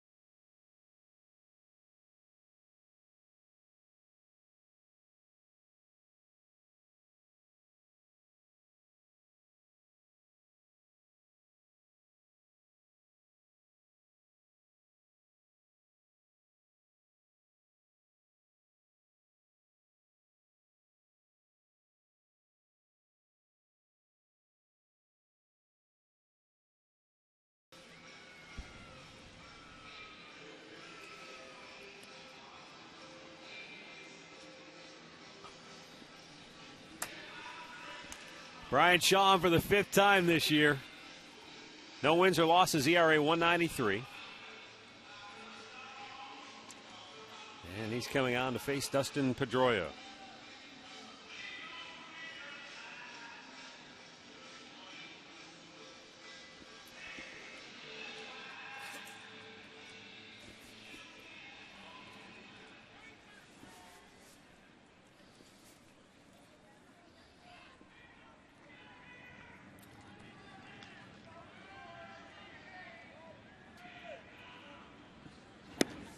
Shaw has shown very good fastball, and either, as you say, sneaky or just hard to pick up, but it seems to, I mean, at 94, you don't have to be real sneaky. No, but it just looks like hitters turn on it and swing at it a little later.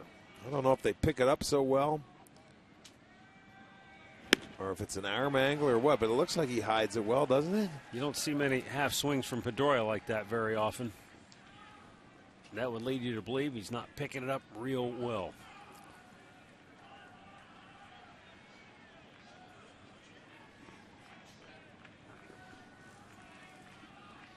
The 0-2.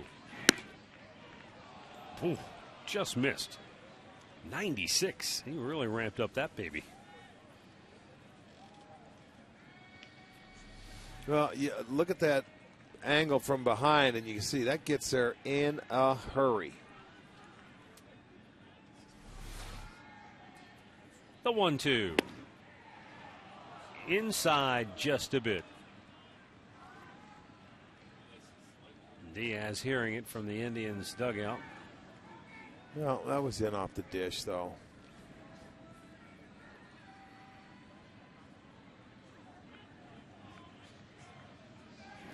Swung on and missed. He got him to chase the slider, and the inning is over.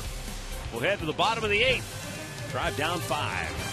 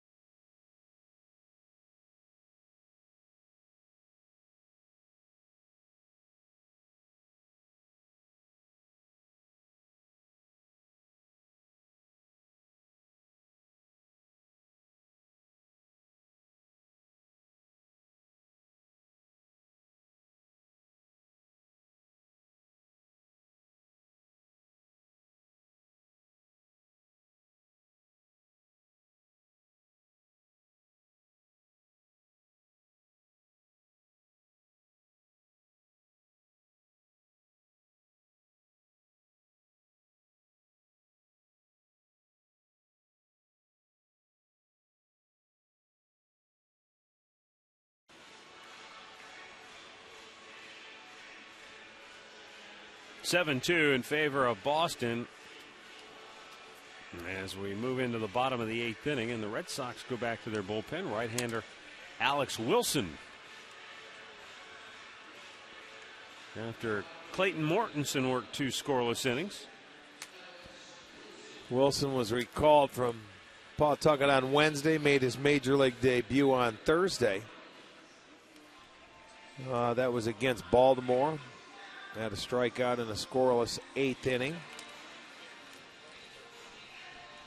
Mark Reynolds, Michael Brantley, Mike Aviles due up for the Indians.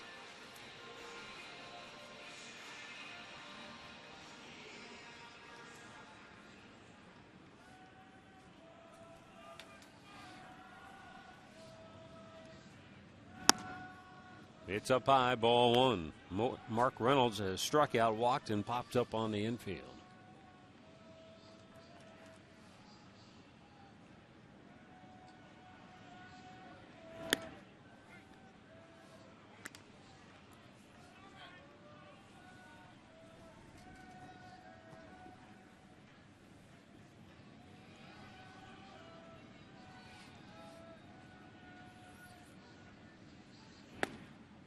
Painted the outside corner with a good fastball, and it's a 1-2 count.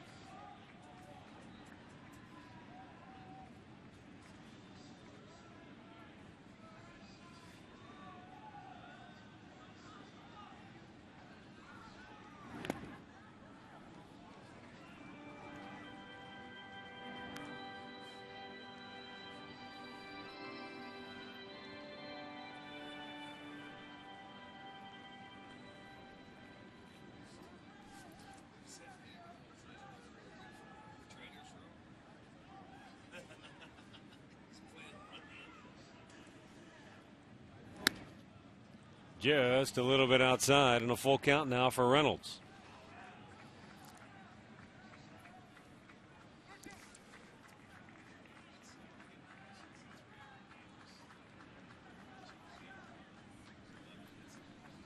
And the payoff pitch is up high for ball four.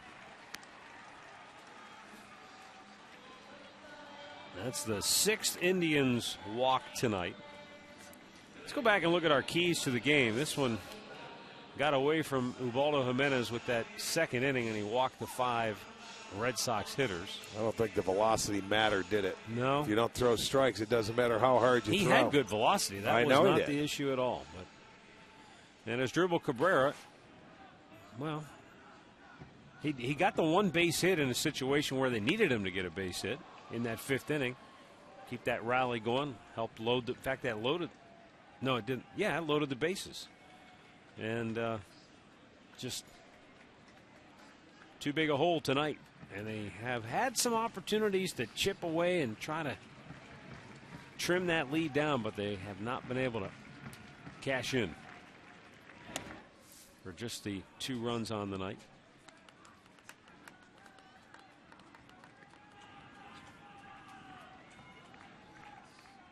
Brantley with a couple of base hits, though, tonight. Both of them to right field.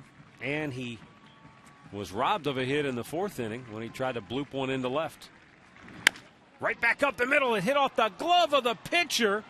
And a double play is turned. Oh, my.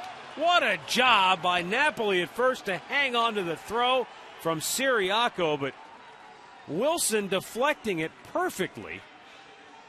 And Siriaco able to turn 2. Wow. This is good all the way around because you had the deflection off the mid of Wilson. And Siriaco takes it, steps, in a wide throw. But Napoli, a nice job he kept his toe on the base. Did he? Yeah. He had it on when it goes into his glove and then falls off. Watch. He has the ball in his glove. There it is. Ooh, I don't know. Well, close enough, I guess. That's what. That's the old close enough call.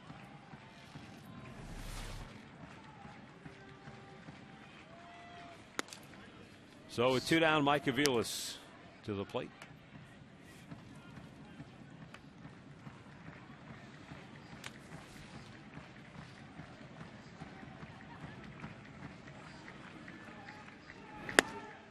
Swing and a miss, and a count 0-2.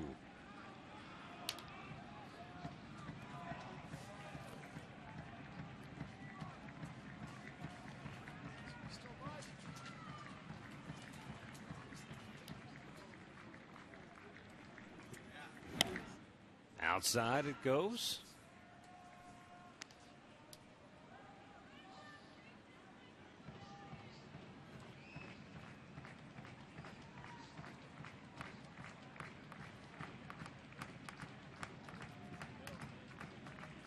And the 1-2 to Aviles.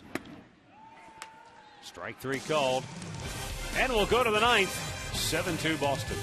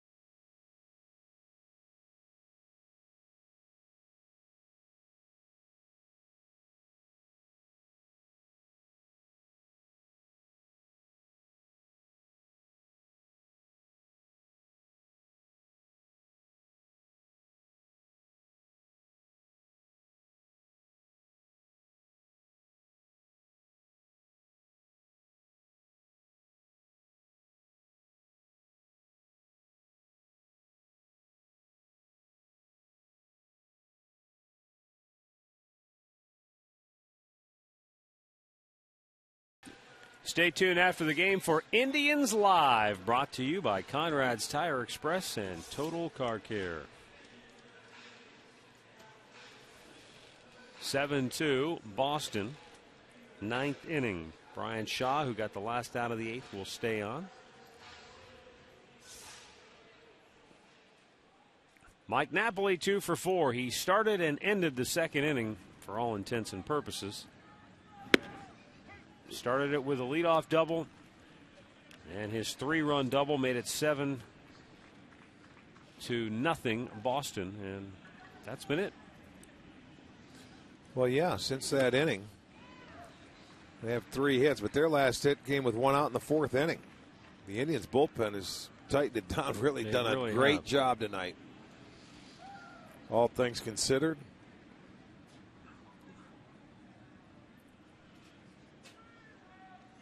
Bullpen has struck out 12.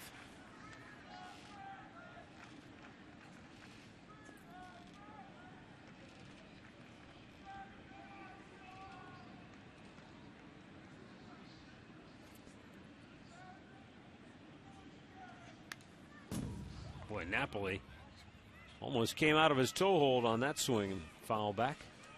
Not almost. He did.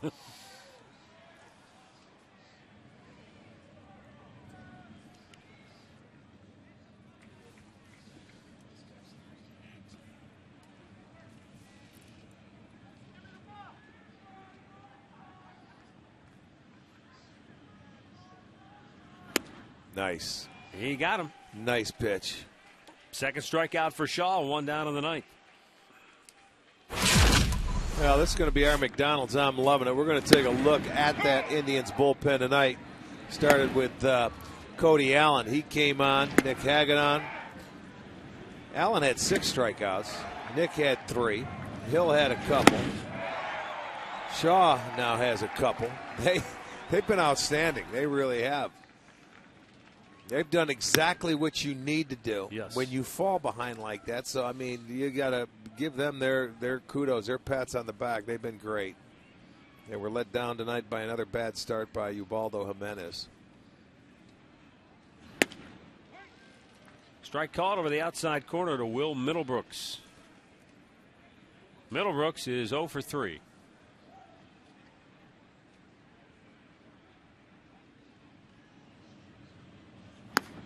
And he chased a high heater, and he won't catch up to 95 up there. It's 1-2.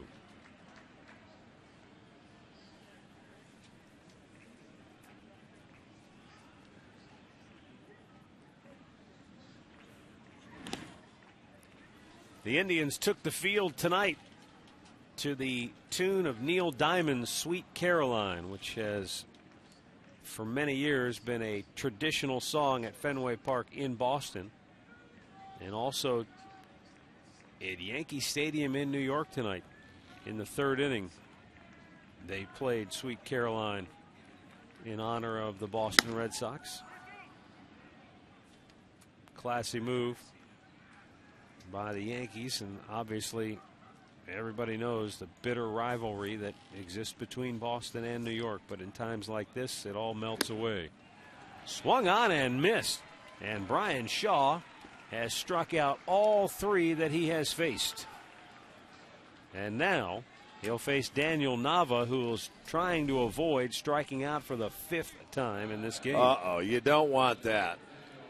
There you'll see it. Comes right up above the belt. Tough to get that barrel head of the bat out to just get a piece of it.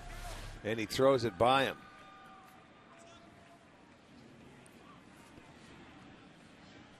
What's the moniker for 5? Poof. Quit. It's one of those days where, you know, it doesn't matter. Here's the hat trick, the golden sombrero, and oh, Mike Karp is now hitting. This is not Daniel Nava. See? Again, sometimes it's hard to tell with all the players wearing number 42, but they're not going to let Daniel Nava even have a chance to strike out 5 times. Why not? Nothing wrong with that. Well, Mike Karp did it for him. What a job by Brian Shaw. He strikes out all 4 that he faces here tonight.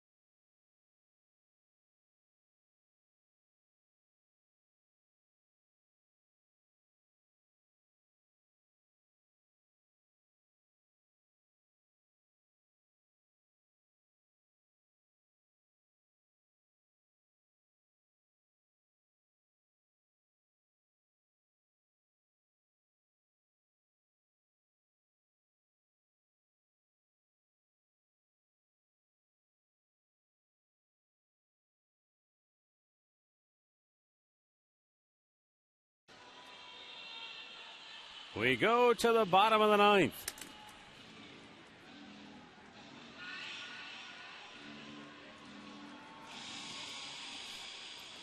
Jackie Bradley Jr. taking over in left field for Daniel Nava.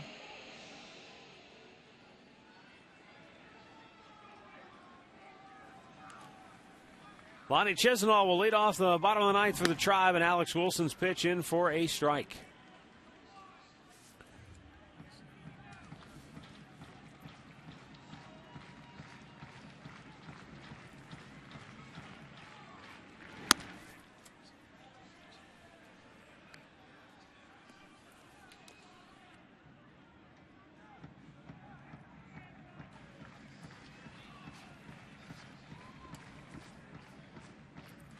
The 1-1 is down low. 2 balls and a strike. We're right back with you tomorrow night. Indians Red Sox. Justin Masterson tries to stay perfect on the air against Alfredo Aceves. We'll have it for you at 7 o'clock, starting with Indians Live at 6:30. Bouncer to second base. Pedroia had a little trouble with it, and he throws on the mark to get him one away. Stay tuned after the game for Indians Live, brought to you by Conrad's Tire Express and Total Car Care.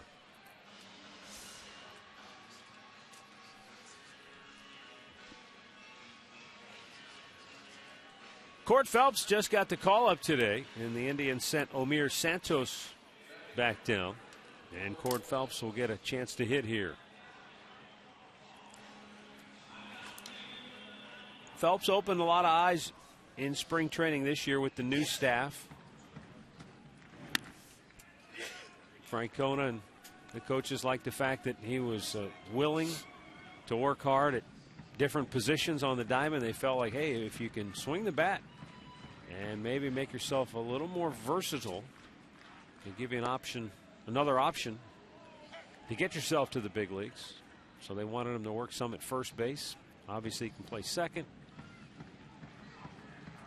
And so for Cord Phelps, it's just that good attitude, good work habits.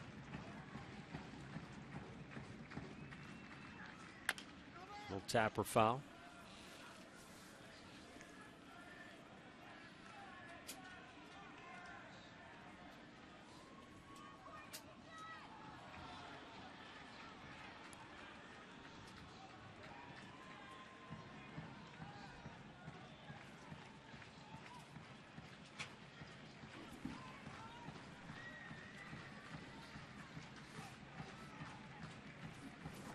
One-two count.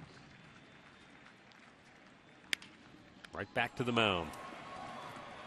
2 down.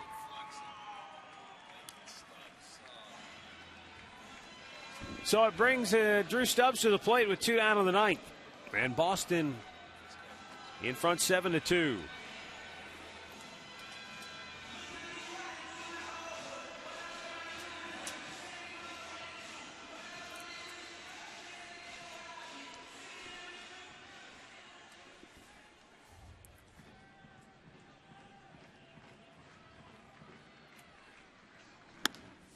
Up high.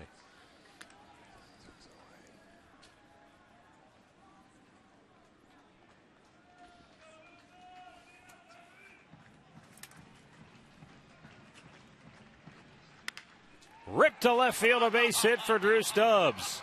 Bradley goes over to cut it off. Stubbs a wide turn, and he'll hold with a 2-out single. So Stubbs aboard, and Asdrubal Cabrera coming to the plate.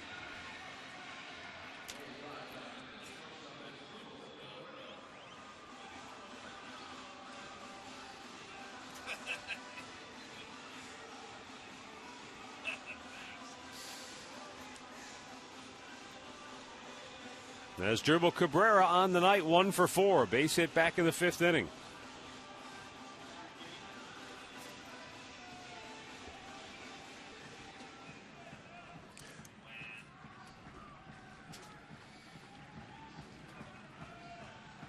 Stubbs will take off for second base as Cabrera looks at ball 1 down low. Well, Drew Stubbs has been on base 3 times tonight. Couple of walks and now a single.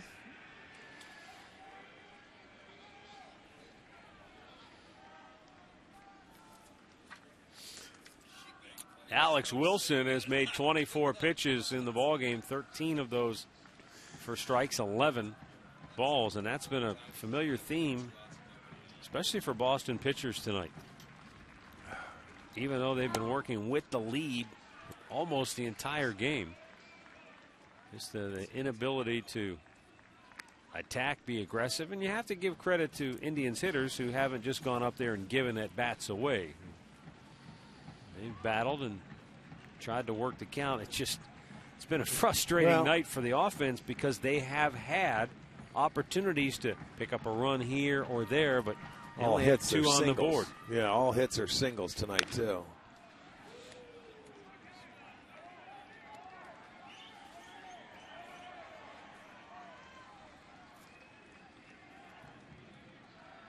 Two balls and a strike to count on Cabrera.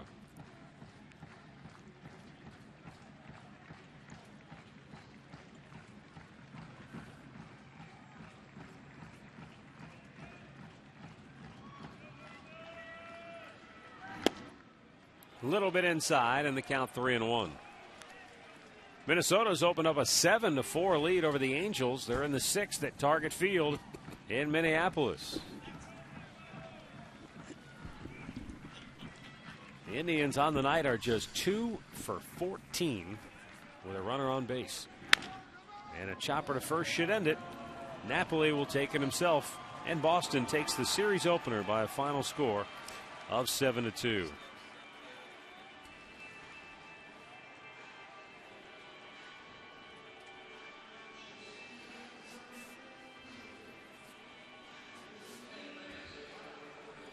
So Boston taking advantage of the generosity on the part of Ubaldo Jimenez with the 5 walks in the second inning, explode out to a 7-0 lead, and they cruise to the series opening win 7-2. Boston has now won 4 straight. They're 9-4, and the Indians have dropped 2 in a row.